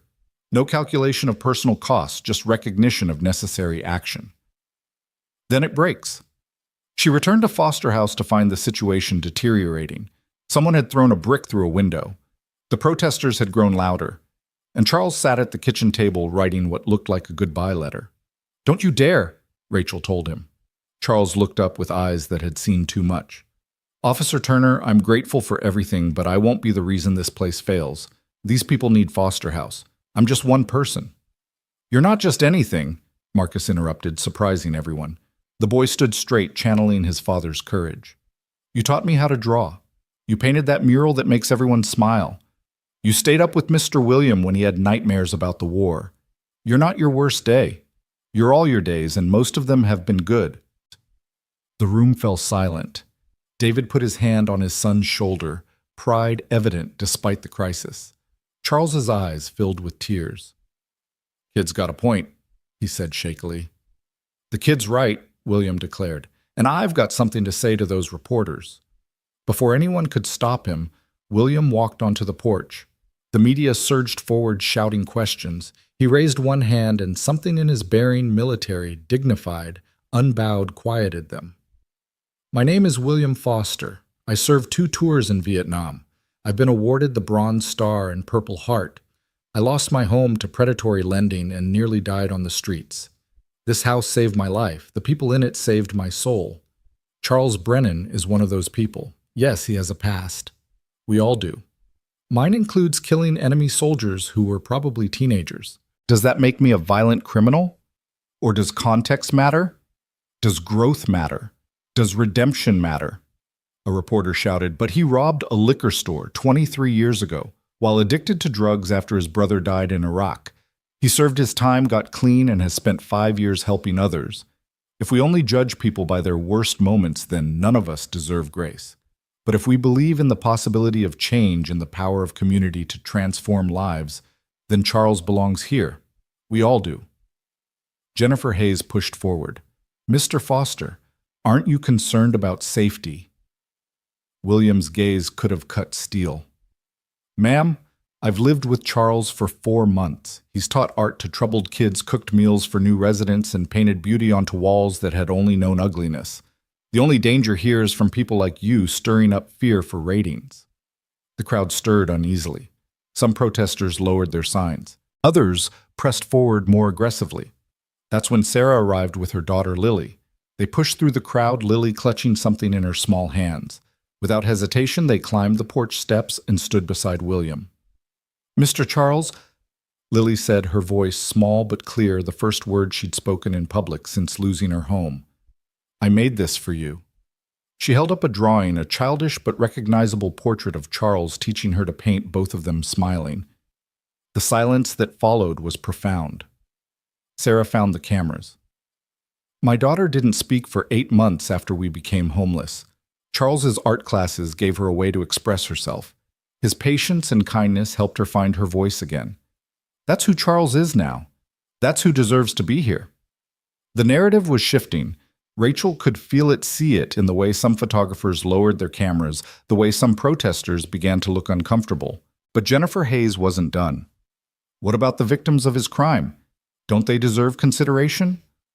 It was a fair question, one Rachel had been dreading, but Charles himself answered it, stepping onto the porch with quiet dignity. They do, he said simply. The family that owned that store, the clerk I terrorized, they deserve everything. That's why I send half my disability check to them every month, have for 5 years. It doesn't undo what I did, but it's what I can do. The clerk, Mr. Park, he forgave me, told me to help others the way I wish someone had helped me before I fell so far. That's what I'm trying to do here. David stepped forward, then Scout at his side. I'm David Chen, former Marine. I have killed people. In war, yes, but I've ended lives. Does that make me too dangerous to be around? Or do we recognize that people are complex, that our past actions don't have to define our future ones? James joined them. Former alcoholic, crashed my car drunk, could have killed someone. Should I be exiled forever? Maria stood. Domestic violence survivor. I fought back once hard enough to send him to the hospital. Am I too violent to deserve help? One by one, foster house residents and supporters stood with Charles, not denying his past, but refusing to let it erase his present. The visual was powerful, a community standing together against judgment for the radical idea that people could change. But Equity Solutions had more ammunition. The next morning brought new revelations. Charles had been in 3 fights in prison. Never mind that they were defensive, protecting younger inmates. The headline screamed about a violent pattern. Then came the financial attack. Suddenly, Foster House faced code violations that hadn't existed before. Permit requirements appeared from nowhere. The insurance company threatened to cancel their policy.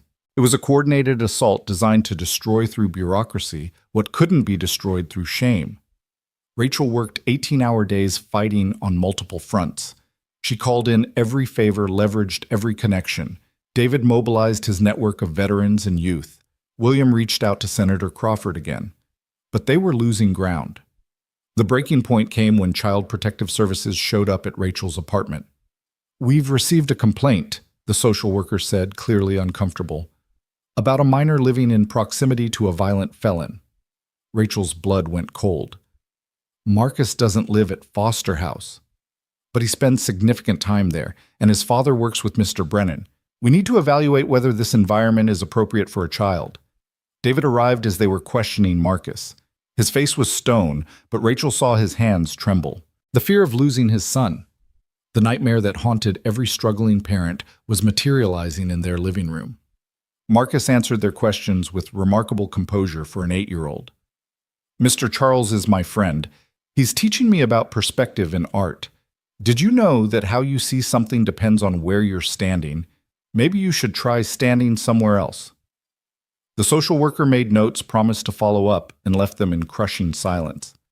They're going after our son, David said quietly, dangerously. They're using Marcus to break us. Rachel had never seen him this angry. Even that night in the rain, facing an attacker, he'd been controlled. This was different parental fury mixed with veterans' tactical assessment. We can't let them win, she said. We can't let them near Marcus. So we fight smarter. That night they gathered at Foster House resident supporters, and surprisingly 3 people Rachel didn't recognize. Charles stood when they entered, tears streaming down his face. This is Mr. Park, he said, indicating an elderly Korean man. His wife, and their son. They owned the store I robbed. The room held its breath.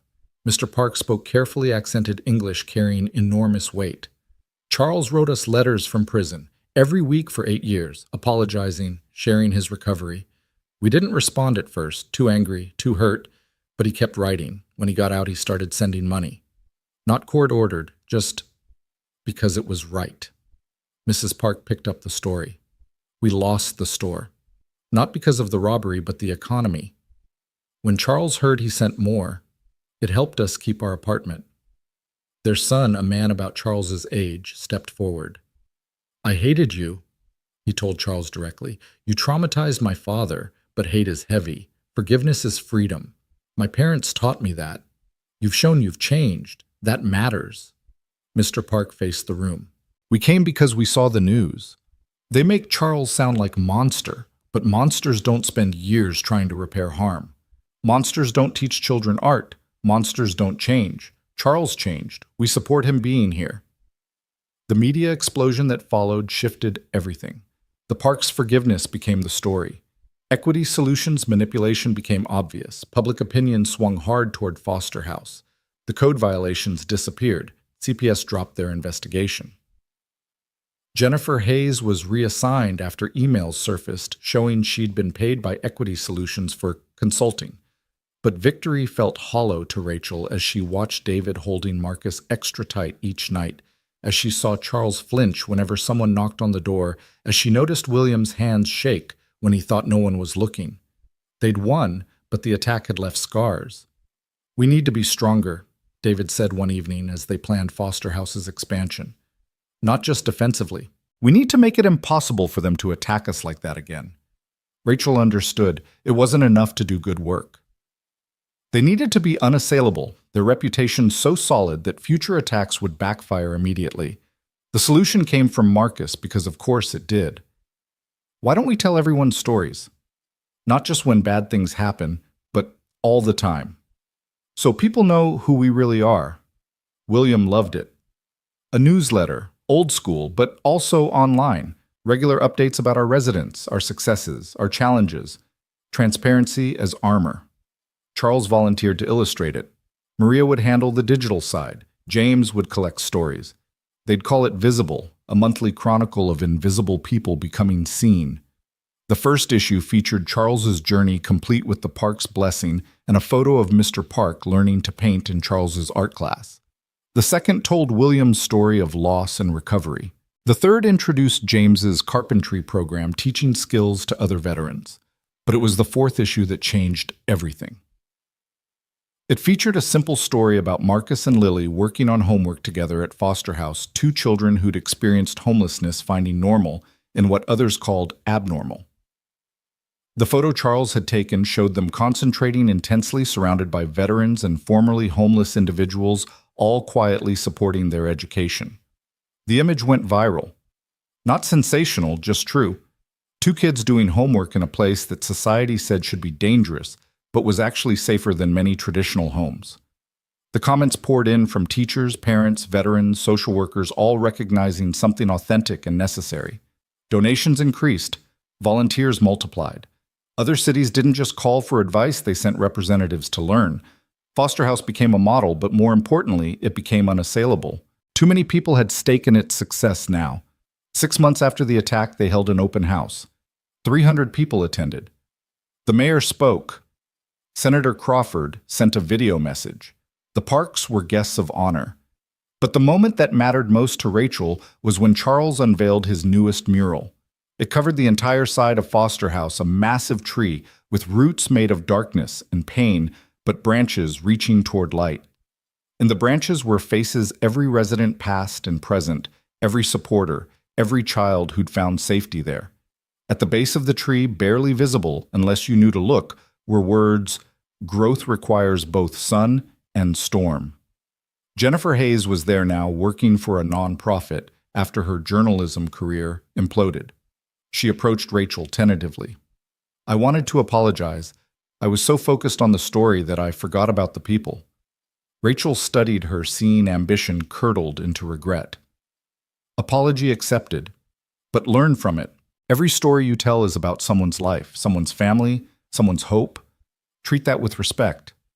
As the event wound down, Rachel found herself on the roof with David watching the sunset paint the city gold. Marcus and Lily played in the garden below, their laughter mixing with conversation from the ongoing celebration. "We almost lost everything," David said quietly. "But we didn't.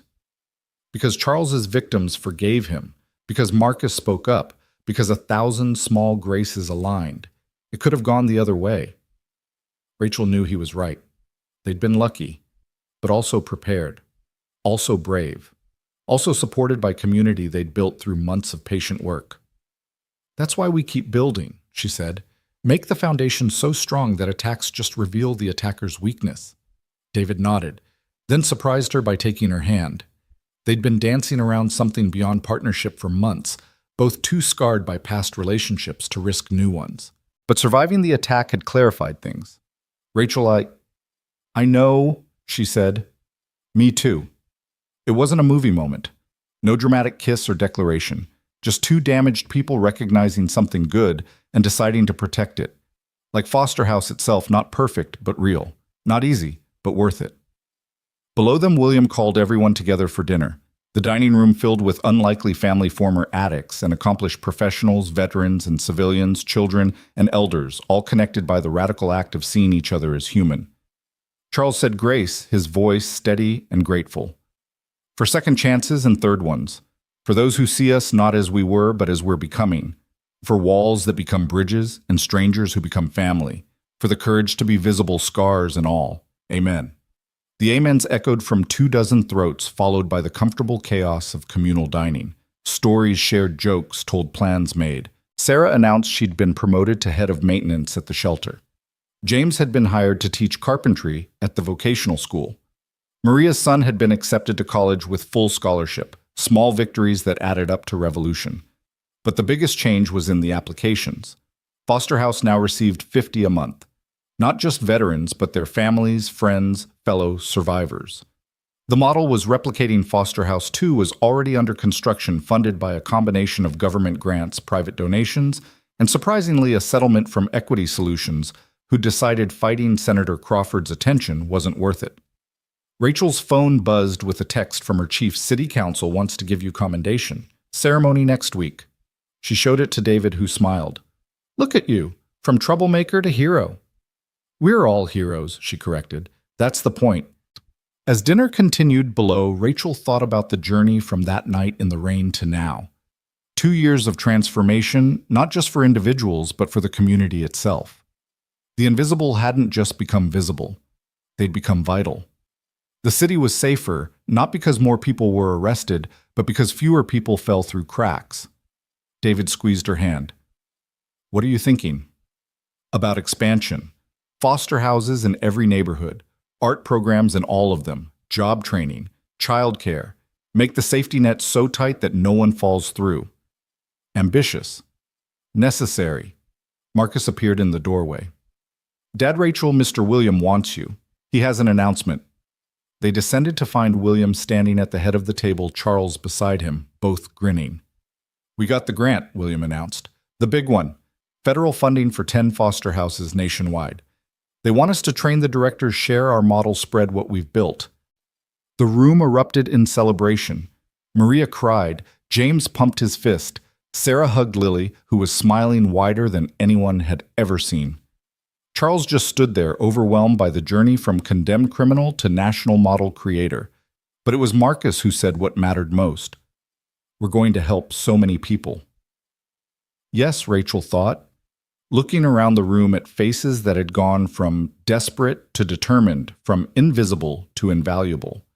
They were going to help so many people, not through charity, but through community, not through pity, but through recognition of shared humanity. The work would be hard. There would be more attacks, more setbacks, more nights when the weight of need seemed crushing. But there would also be more moments like this victory snatched from defeat. Families forged from strangers, hope built from hopelessness.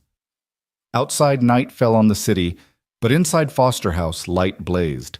Not just electrical, but emotional, spiritual. The light of people who'd walked through darkness and chosen to become torches for others. The revolution they'd started with one saved life in the rain had become a movement, quiet but unstoppable, spreading one foster house at a time. Tomorrow, they'd start planning the expansion. Tonight, they celebrated survival and transformation. The extraordinary, ordinary people who'd refused to remain invisible, who'd demanded to be seen and in being seen, had changed how the entire city saw itself. Rachel caught Charles adding finishing touches to his mural by floodlight, adding one more face to the tree Jennifer Hayes painted, small but present, because even those who'd attacked them could be redeemed, could become part of the story of growth and grace. That was the real revolution, not destroying enemies, but transforming them into allies. Not winning through force, but through the irresistible power of visible humanity. It had started with David saving Rachel in the rain. It would continue as long as people chose to see each other, really, see each other and recognize that everyone deserved the chance. Charles had been given the chance, they'd all been given the chance to become more than their worst moment, more than their circumstances, more than invisible. The Foster house stood strong against the nightlights burning in every window, a beacon for the lost and a fortress for the found, proof that sometimes the best defense against darkness was simply powerfully to shine. The letter arrived on a rain-soaked Thursday morning, 3 years after that first night when David had saved Rachel's life. Marcus found it sliding under their apartment door, no postmark, no return address, just Rachel's name written in careful script. Inside a single paragraph that changed everything. Officer Turner, you don't know me, but I know what you've done. Foster House saved my brother's life. Now I need your help. There's something happening you need to see. Tomorrow 2 a.m., the abandoned Riverside factory. Come alone. Trust me like my brother trusted you. A friend who sees what others miss.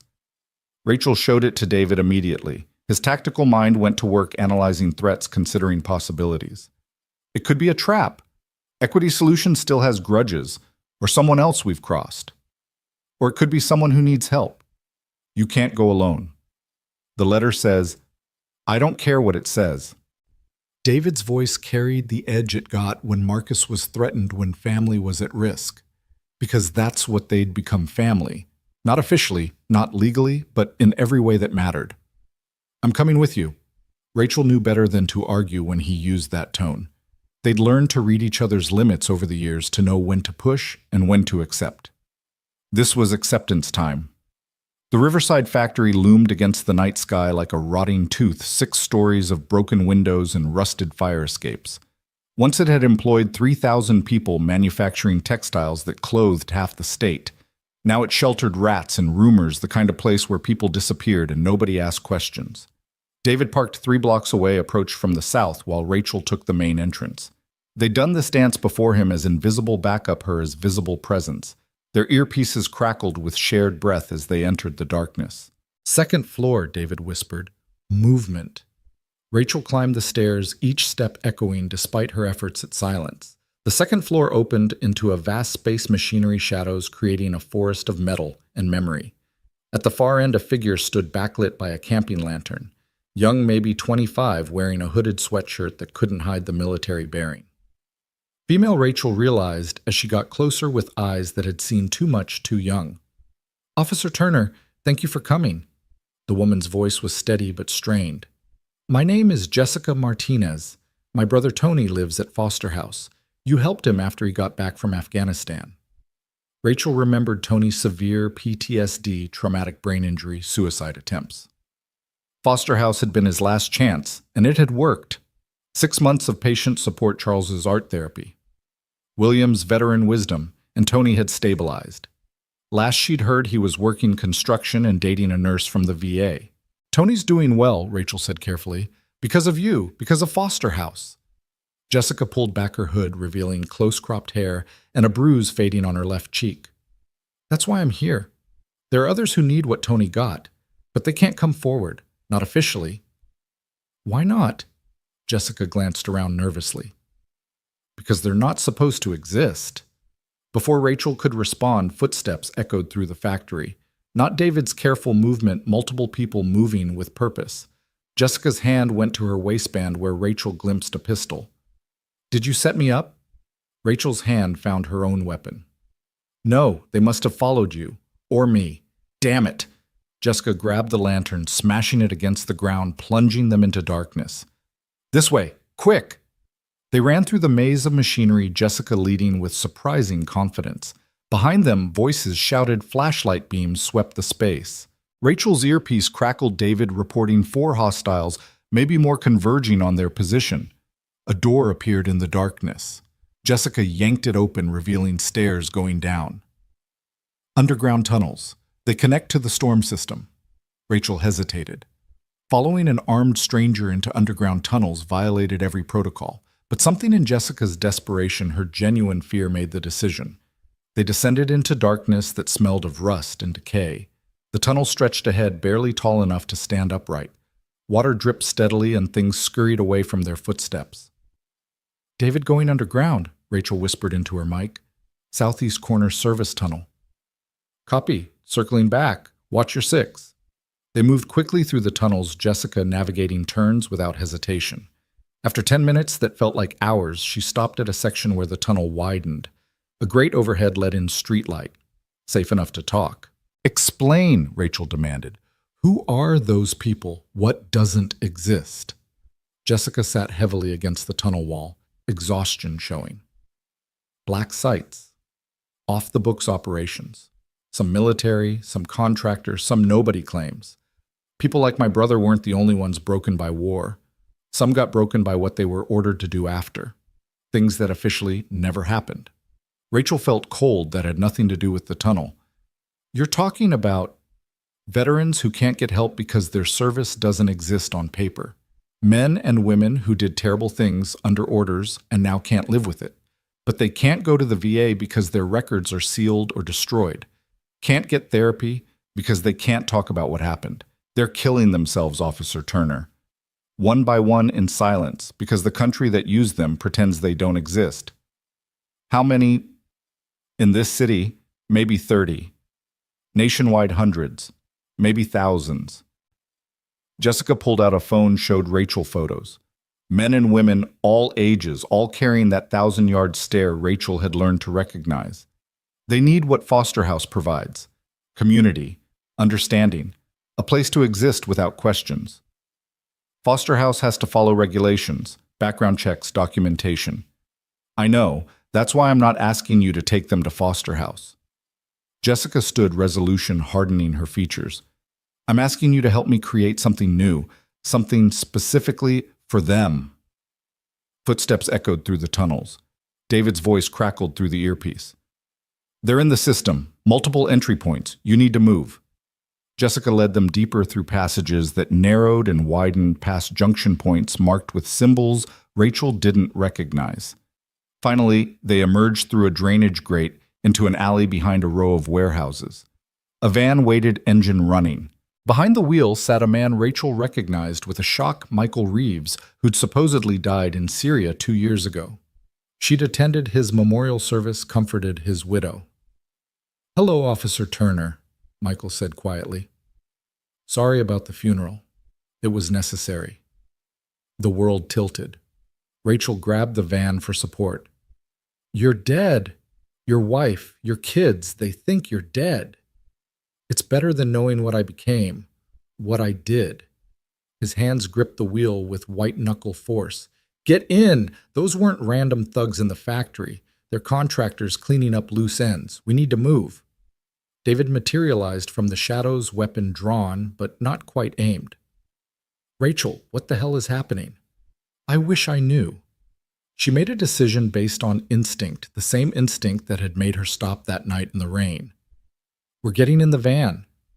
The ride was silent, except for Jessica giving directions. They ended up at a warehouse that looked abandoned from outside, but hummed with hidden life inside. The space had been converted, military precision evident in the layout. Cots lined one wall, a kitchen area occupied a corner, and a dozen people looked up as they entered. Rachel recognized the look in their eyes, the same haunted exhaustion she'd seen in David when they first met in William, dying in the textile factory, and Charles fighting his past. But underneath was something else: fear of discovery, of consequences for things they couldn't speak about. "This is our shelter," Jessica explained. "Unofficial, unfunded, probably illegal. We pool resources, share food, watch each other's backs. But we're drowning. 3 suicides in the last month. We need real help, but we can't exist officially." An older man approached, grizzled and wary. "You brought a cop here." "She's different," Jessica insisted. "She helped Tony. She understands." "Nobody understands unless they've been there." The man's accent suggested Eastern European origins.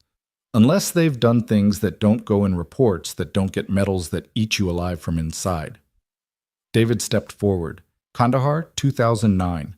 Operation Red Wing." The man's eyes widened. That didn't happen. No, it didn't. But I was there. Second squad covering extraction. David pulled up his sleeve, revealing a scar Rachel had never asked about. Phosphorus burns from the warehouse fire, the one that killed those kids. Silence descended like a weight. The man studied David for a long moment, then nodded slowly. You understand. Rachel felt the ground shifting beneath her feet. David had never told her about Red Wing, about kids dying, about operations that didn't exist. How many secrets did the man she loved carry? We're not asking for much, Jessica continued. Just someone to know we exist. Someone who can maybe help when one of us is in crisis. Someone who won't ask questions we can't answer. You're asking me to operate outside the law? Rachel said carefully. We're asking you to operate inside humanity, Michael corrected. The law doesn't account for us. We're ghosts, but we're still human. We still need help. Rachel looked around the warehouse shelter, counted 15 people, maybe 20, each representing service that couldn't be acknowledged, trauma that couldn't be processed, sacrifice that couldn't be honored. What about therapy medication? There's a doctor, Jessica said. Former Navy. She was at Guantanamo involved in enhanced interrogation. She can't practice officially anymore, but she helps us. And there's a VA psychologist who sees us off the books, risks his license every session. But it's not enough. David moved through the space reading it with trained eyes. You need more than medical help. You need structure, purpose, community. Like Foster House, someone called out. Foster House is visible, Rachel said. You're saying you need to stay invisible. Not invisible, Jessica corrected. Anonymous. There's a difference. Over the next hours they talked, shared stories in vague terms, outcomes without specifics. Rachel learned about operations in countries America wasn't supposed to be in, actions that violated international law but were deemed necessary, the human cost of plausible deniability. One woman, Carol, had been a drone operator.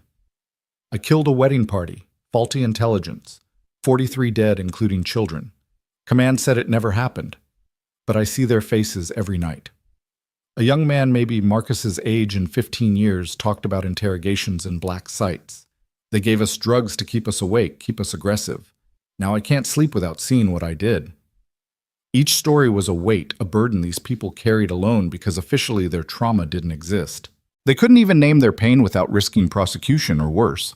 What do you need? Rachel finally asked. A place, Jessica said, like this but better. Legal enough that we won't be rated, anonymous enough that we won't be found, and someone to bridge the gap between us and the resources we need. Rachel's mind raced through possibilities. Property laws, zoning regulations, ways to create something that existed in the gray spaces of bureaucracy. It was possible maybe, but it would require careful navigation. I need time, she said, and I need to talk to some people. Carefully, Michael warned. The people in the factory, they're watchers, making sure we stay quiet, stay hidden. If they think we're becoming a problem, he didn't need to finish, Rachel understood. These people weren't just traumatized, they were potential liabilities to powerful interests who preferred their sins stayed buried. Back in the van driving toward dawn, David was quiet. Finally, Rachel asked, Red Wing what? Classified. Even talking about it could mean federal prison. He paused. But yes, it happened. Yes, children died. Yes, I was there. And yes, I understand why those people need help. Why didn't you tell me? Because loving someone means protecting them from your worst parts. Because some secrets are prisons, and I didn't want you locked in with me. Rachel reached over, taking his hand. We're already locked in together. Your demons are my demons. That's not how it works. That's exactly how it works. Family means carrying each other's weight. They drove in silence until David suddenly pulled over. There might be a way to help them. How? Remember Father Miguel from the shelter? Rachel did. An ancient priest who ran a soup kitchen and never asked questions about the people he served. His church was one of the oldest in the city with Byzantine property rights that predated modern zoning laws. He has that abandoned rectory, David continued, the one behind the church. 3 stories, good bones, isolated enough for privacy, but close enough to resources. Would he do it? Miguel was a chaplain in Vietnam. He knows about secrets that eat souls he might understand. They met with Father Miguel that afternoon in his cluttered office that smelled of coffee and old books. The priest listened without interrupting as Rachel explained carefully, vaguely, about veterans who needed help but couldn't exist officially. "Ghost soldiers," Miguel said when she finished. "I've known many. They confess to me sometimes things that happened in places that don't exist to people who were never there." "Can you help?" Miguel studied them with eyes that had seen 7 decades of human frailty and resilience. "The rectory is church property, protected by religious freedom laws. What happens there is between God and conscience. We'd need to renovate, make it livable. I know contractors who don't ask questions, parishioners who donate materials that fall off trucks. The Lord provides especially for those who've already been to hell." Within a month, the rectory transformation began. Officially, it was becoming a meditation retreat for spiritual healing. Unofficially, Jessica and her people worked at night, turning it into a sanctuary for ghost soldiers. No names on leases, no official records, just anonymous space for people who didn't exist to start existing again. Rachel navigated the legal maze with skills learned from 3 years of bending rules for Foster House. David provided tactical planning security measures, escape routes if needed. William, once he learned about it, contributed his veteran network people who could provide services without documentation. Charles painted murals in the common areas, abstract pieces that somehow captured the feeling of carrying unspeakable secrets. When asked who they were for, he simply said, "People who need beauty more than answers." The first official resident was Carol, the drone operator. She arrived with a single backpack and eyes that hadn't closed properly in months. Father Miguel blessed the space, offering absolution for sins that couldn't be named. "You're safe here," he told her. "God knows what happened, even if history won't." The Ghost Soldier Sanctuary, as David privately called it, grew slowly. Never more than a dozen residents at a time, cycling through as they stabilized. Some eventually transitioned to Foster House under assumed names. Others disappeared back into shadow, but with skills to cope, connections to maintain knowledge that they weren't alone. The doctor Jessica had mentioned, Dr. Elizabeth Chen, no relation to David, set up an unofficial clinic in the basement. She'd lost her license for refusing to participate in enhanced interrogations, but her hands still knew how to heal. The VA psychologist, Dr. Marcus Williams, held group sessions where the only rule was that specifics stayed unspoken. They talked around their trauma using metaphors and analogies, finding ways to process pain without naming operations or locations. 3 months into the sanctuary's operation, crisis arrived. One of the residents, a man known only as Tom, had a psychotic break. Flashbacks to something that happened in Somalia or maybe Yemen, geography blurred when operations didn't exist. He barricaded himself in his room with a weapon, seeing enemies in shadows. Rachel and David responded to Jessica's call. The police couldn't be involved, too many questions. The VA couldn't help, Tom didn't exist in their system. It was just them facing a trained operator in full paranoid crisis. "Let me try," David said, and Rachel heard in his voice the echo of his own breaks, his own nights fighting wars that had officially ended. David sat outside Tom's door for 6 hours, talking softly about nothing and everything, about Scout's loyalty, about Marcus's drawings, about the way rain sounded different after combat, how it could trigger memories or wash them clean, never asking Tom to respond, just creating a bridge of words between crisis and calm. Finally, Tom's voice came through the door. "I killed kids, not intentionally, but they're still dead." "I know," David replied. "I carry mine too. 7 of them in a warehouse that burned because of bad intelligence." "How do you live with it?" "By helping other kids live. By being present for my son. By choosing to be better than my worst moment. It doesn't erase anything, but it adds to the other side of the scale." The door opened. Tom stood there, weapon lowered, tears streaming. "I don't know how to be better. Nobody does at first, but you learn. One day, one choice, one breath at a time." Dr. Chen sedated Tom gently, and he slept for 18 hours.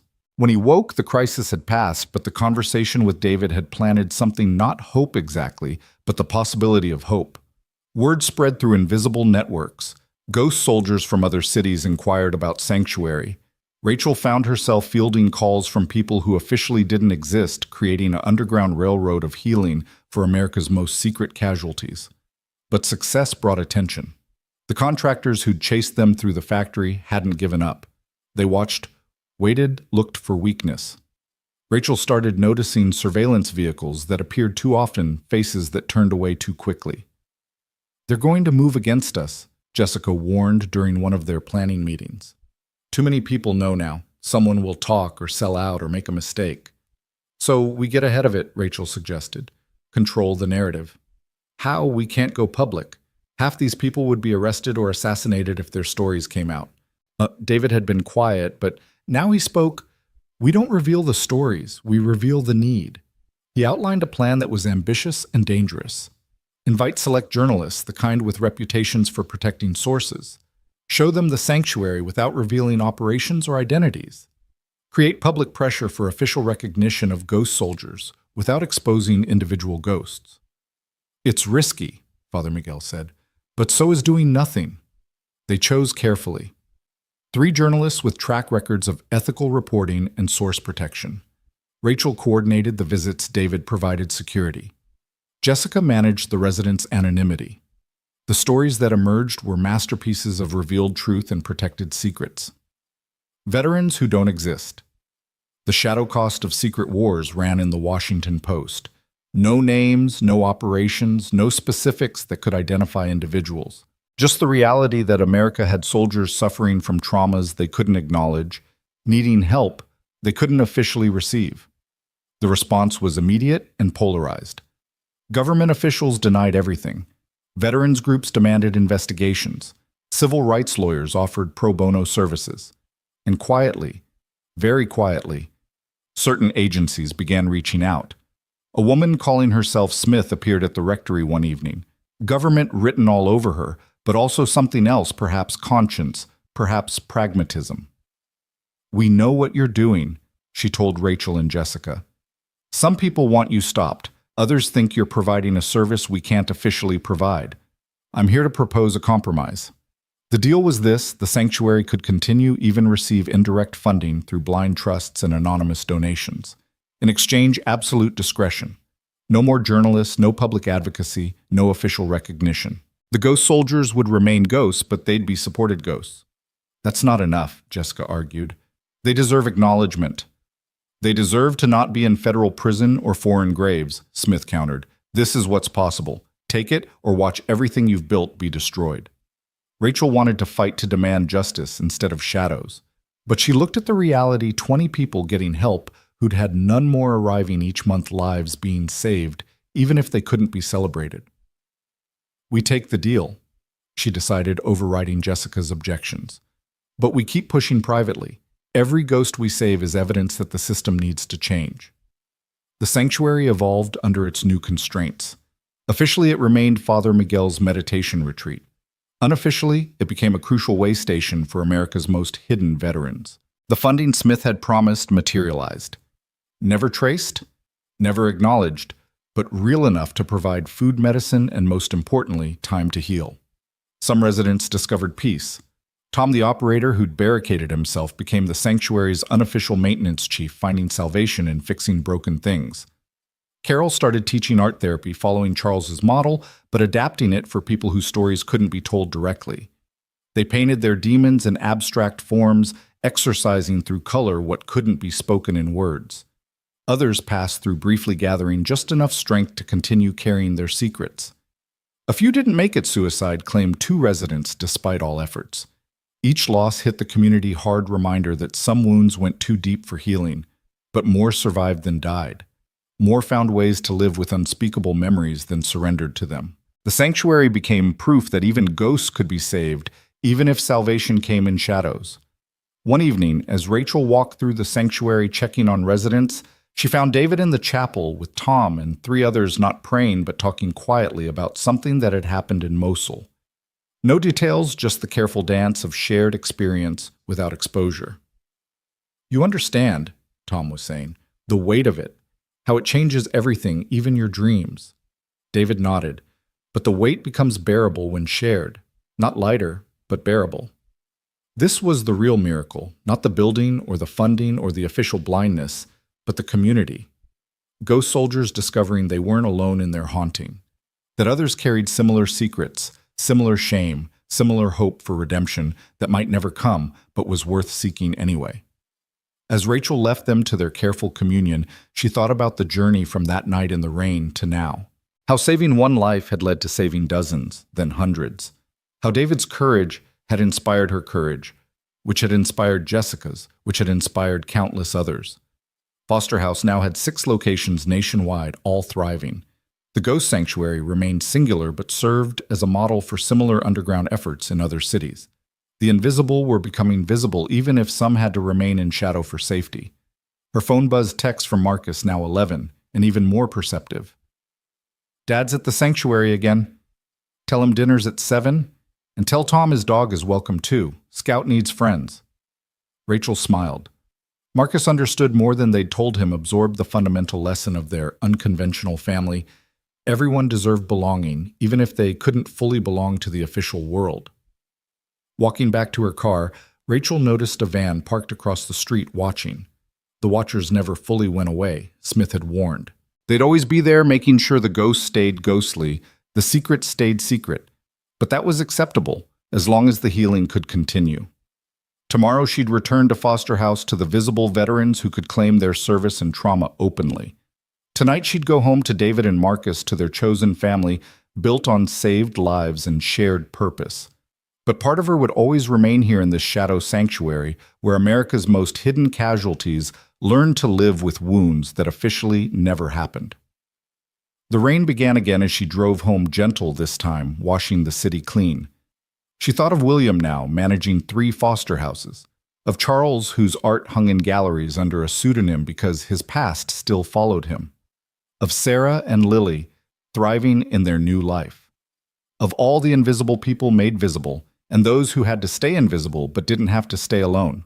The call came at 3 a.m. on a Tuesday that had started like any other, with Rachel finishing paperwork, while David helped Marcus with algebra homework that had gotten considerably more complex now that the boy was 14. The phone's shrill ring cut through the apartment's peaceful rhythm, and Rachel knew before answering that their carefully constructed world was about to shift again. "Officer Turner." The voice was young, scared familiar, but not immediately placeable. "It's Lily, Sarah's daughter, my mom.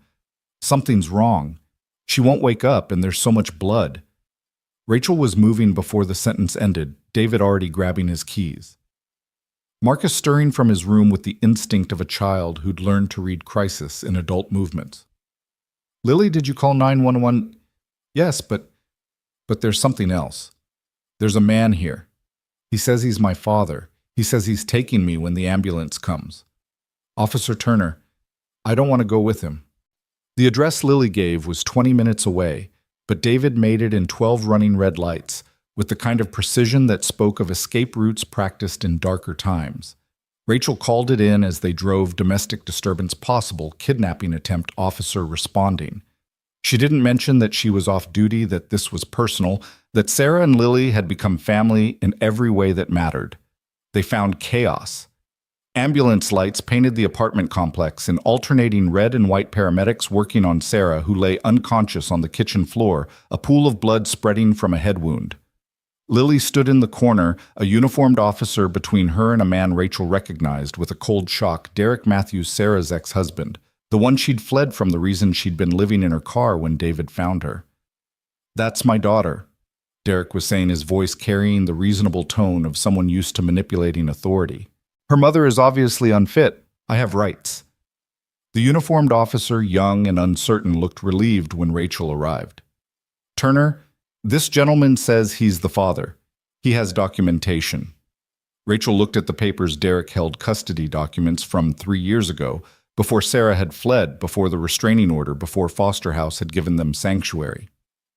Technically valid if you didn't know the history, if you ignored the bruises Sarah had hidden, the terror Lily had lived with. "Those are outdated," Rachel said calmly, though calm was the last thing she felt. "There's a restraining order. He's not supposed to be within 500 feet of them." Derek's expression shifted, the mask slipping slightly. "That was a misunderstanding.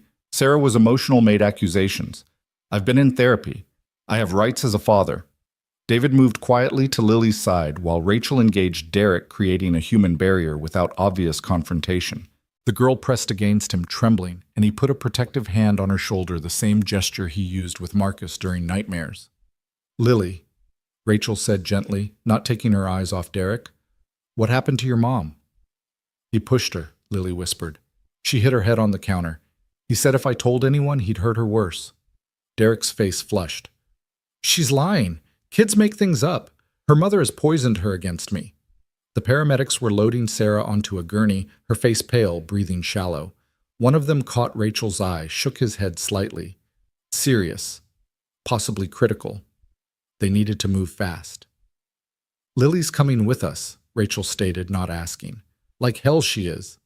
Derek stepped forward, and suddenly the reasonable mask vanished entirely. "That's my blood, my property. You think some foster cop and her homeless boyfriend can keep her from me?" The slur hung in the air. David's body tensed, combat ready, but his voice remained level. "Sarah has full custody. You have no legal right to Lily. Step back." "Or what? You'll assault me." "Please do. My lawyer would love that." Derek smiled, the expression of someone who'd always used the system as a weapon. "I know all about you, David Chen, unstable veteran, PTSD, living off a cop girlfriend. What judge is going to side with you over a successful businessman and biological father?" Rachel felt the trap closing. Derek had done his homework, knew their vulnerabilities. In a legal battle, his resources could overwhelm them. But this wasn't a courtroom yet, and Rachel had learned things in 5 years of protecting the vulnerable that the academy never taught. "Officer Martinez," she called to the young cop, loud enough for the gathering crowd to hear. "Please note that Mr. Matthews just admitted to being present when Sarah was injured. Given Lily's statement that he pushed her mother, he needs to be detained for questioning." "That's ridiculous. It's procedure." Rachel's voice carried the authority of someone who knew exactly how to weaponize bureaucracy. "Lily, you're coming to the station to give a formal statement. Mr. Matthews, you can call your lawyer from holding." Derek's face contorted with rage. "You can't." "I can and I am." Rachel nodded to Martinez, who looked uncertain but moved to comply. "Cuff him." What happened next occurred in fragments too fast for prevention, but slow enough in memory to haunt. Derek lunged not for Martinez, but for Lily, hands reaching for the child with possessive fury. David moved to intercept. They collided with the force of opposing worlds, Derek's entitled rage against David's protective instinct. The fight was brief, but vicious. Derek had size and fury, but David had training and purpose. Within seconds, Derek was on the ground. David's knee on his back, the position speaking of muscle memory from distant battlefields. But Derek's head had hit the coffee table on the way down, blood now mixing with Sarah's on the floor. "Police brutality," Derek screamed. "I want him arrested. I'll sue everyone." More officers arrived, confusion multiplying. Derek was rich, white, articulate in his outrage. David was everything society taught police to suspect. For a moment, Rachel saw it going wrong, saw David in handcuffs, Derek winning through systematic prejudice. Then William appeared in the doorway, dignified, even in pajamas and a robe. Behind him stood James Charles Maria and a dozen other foster house residents. They'd heard the call go out on the network they'd built their own emergency system for when family was threatened. "We all saw what happened," William announced with the authority of age and bronze stars. "That man attacked a child. Mr. Chen defended her. We're all witnesses." Derek looked at the assembled crowd, veterans formerly Homeless People Society usually ignored, and saw them seeing him. Really seeing him. Not his money or suit or careful words, but the predator underneath. Martinez made the right choice.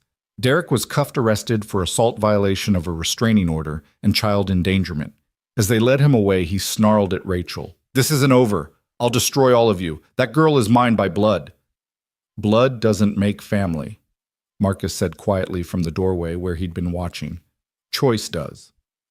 The wisdom of a 14-year-old who'd learned it the hard way silenced Derek more effectively than any threat. At the hospital, Sarah remained unconscious. Traumatic brain injury, the doctors said. Unclear if she'd wake up, and if she did, what capacity she'd have.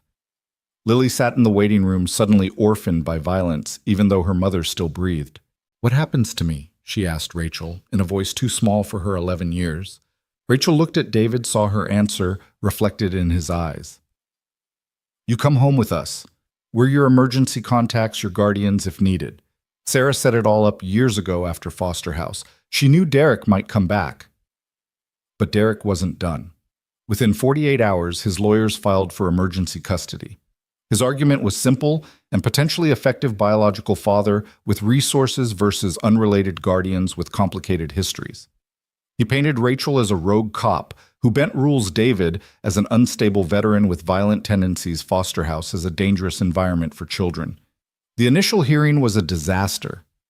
Derek's lawyer, Margaret Stone, was the kind of legal predator who specialized in custody battles where money mattered more than merit.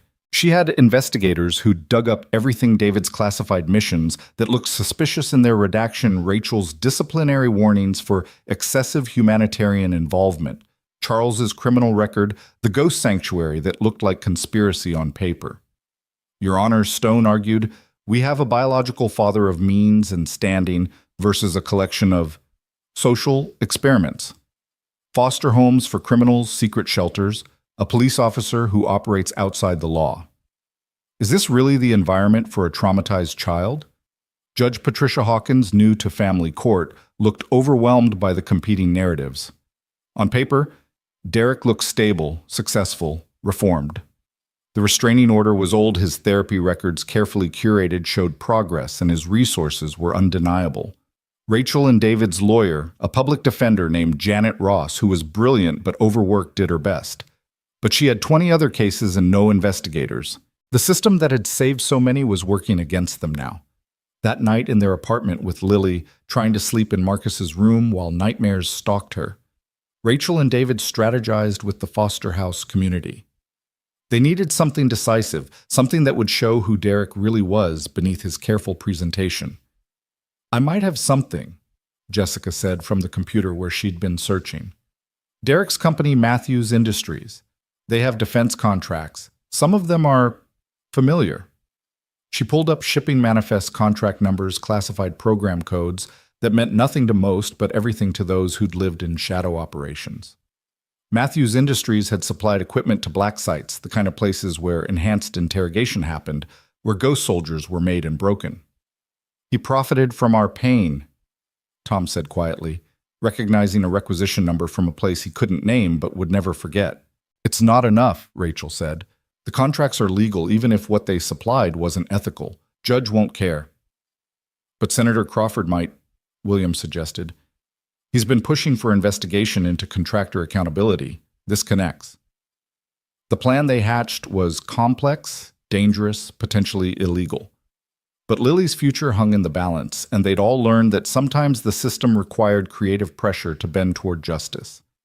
Jessica and Tom worked their ghost networks, gathering testimony that couldn't officially exist, but painted Derek as a war profiteer who'd supplied tools of torture.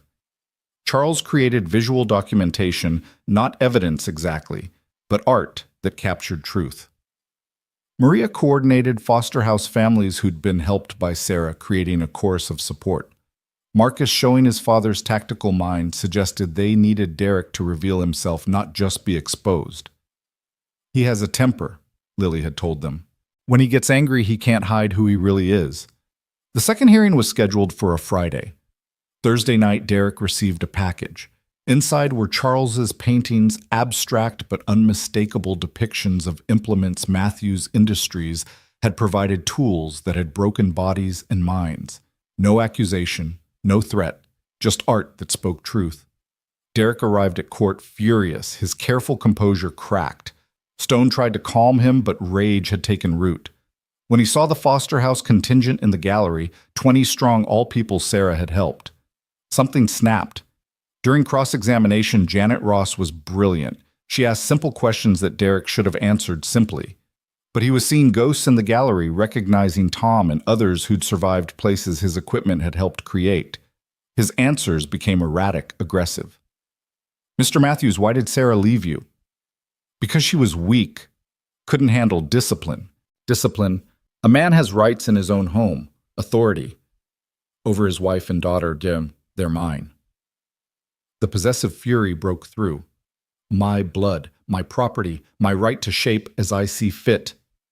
Janet let the words hang. Let the court reporter capture them. let Judge Hawkins see the predator Derek had always been. But the decisive moment came from an unexpected source.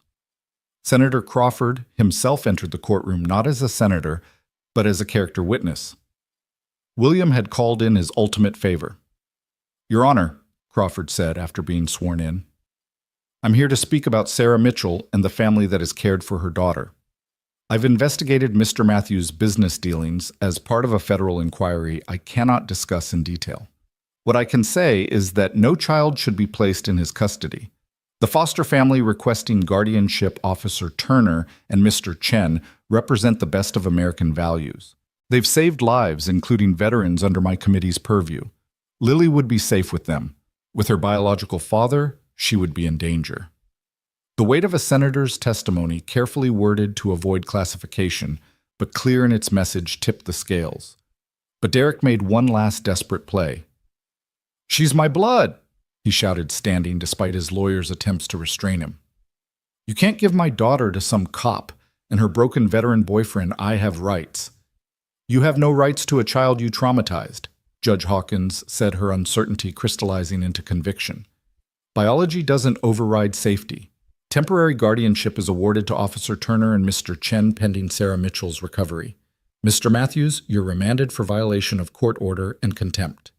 As bailiffs moved toward Derek, he lunged again, not for Lily this time, but for David. "You took everything from me." David didn't move, didn't flinch. "No, you threw it away. We just caught what you discarded." The tackle from the bailiffs was rough but necessary. Derek went down screaming about lawsuits and revenge, but his voice faded as they dragged him away. The war profiteer who'd supplied suffering was finally experiencing consequence. In the hallway, after Lily hugged David and Rachel simultaneously, her thin arms trying to encompass both.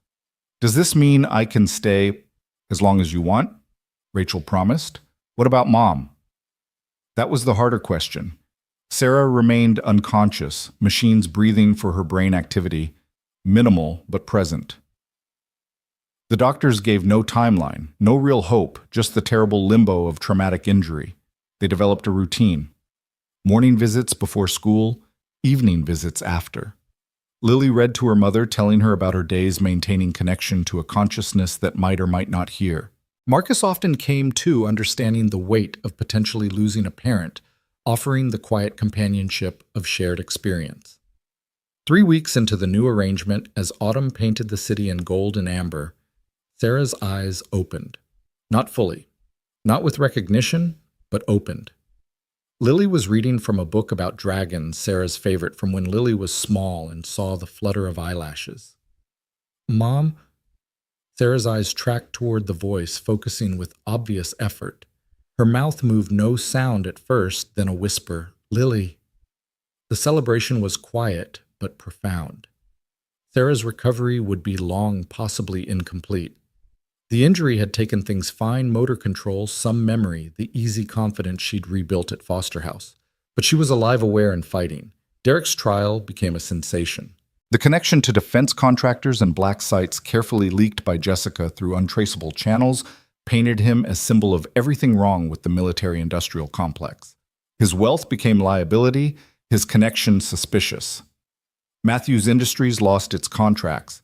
Derek himself got 5 years for assault and child endangerment, though his lawyers would likely reduce it to 2. But the real victory was smaller, quieter. It was Lily doing homework at the kitchen table while Marcus helped with math. It was Sarah relearning to walk with David's support, his understanding of traumatic injury, making him the perfect coach. It was Rachel navigating the legal system to formalize guardianship, ensuring Lily would never be vulnerable to biological claims again. One evening, as the extended family gathered for dinner at Foster House, a tradition that had grown to include 40 regular attendees, William stood to speak. 5 years ago, I nearly died alone in an abandoned building. Today, I sit at a table with family I chose and who chose me. We've all been broken. Sarah's injury reminds us that breaking can happen again suddenly, unfairly. But this time, she didn't face it alone. Neither did Lily. That's the revolution we've created, not changing the system overnight, but ensuring no one faces their breaking alone. Charles had painted a new mural during Sarah's recovery. It showed a tree, his signature image, but this one was different. The roots were visible above ground, intertwining, creating a network of support that held the tree upright despite the storm painted in the background.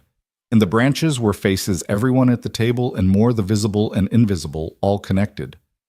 "It's beautiful," Sarah said from her wheelchair, speech slow but clear. "We're all holding each other up." "That's the point," Charles replied. "No single root is strong enough alone. But together, we're unbreakable." The ghost sanctuary had evolved too. Smith, the government handler, had quietly increased funding after Derek's trial revealed the human cost of black operations. More ghosts found their way to Father Miguel's rectory, found peace in anonymous community. Some, like Tom, eventually transitioned to public life. Their past sealed, but their future open. Others remained shadows, but shadows with support, no longer alone in their darkness. Jessica had started a newsletter, encrypted, anonymous but real, connecting ghost soldiers nationwide. Stories shared without names, resources offered without documentation, hope spreading through invisible networks. The government watched, but didn't interfere, perhaps recognizing that this underground healing served their interests better than suicides and psychotic breaks. One morning, Rachel found David on the roof of their building watching the sunrise.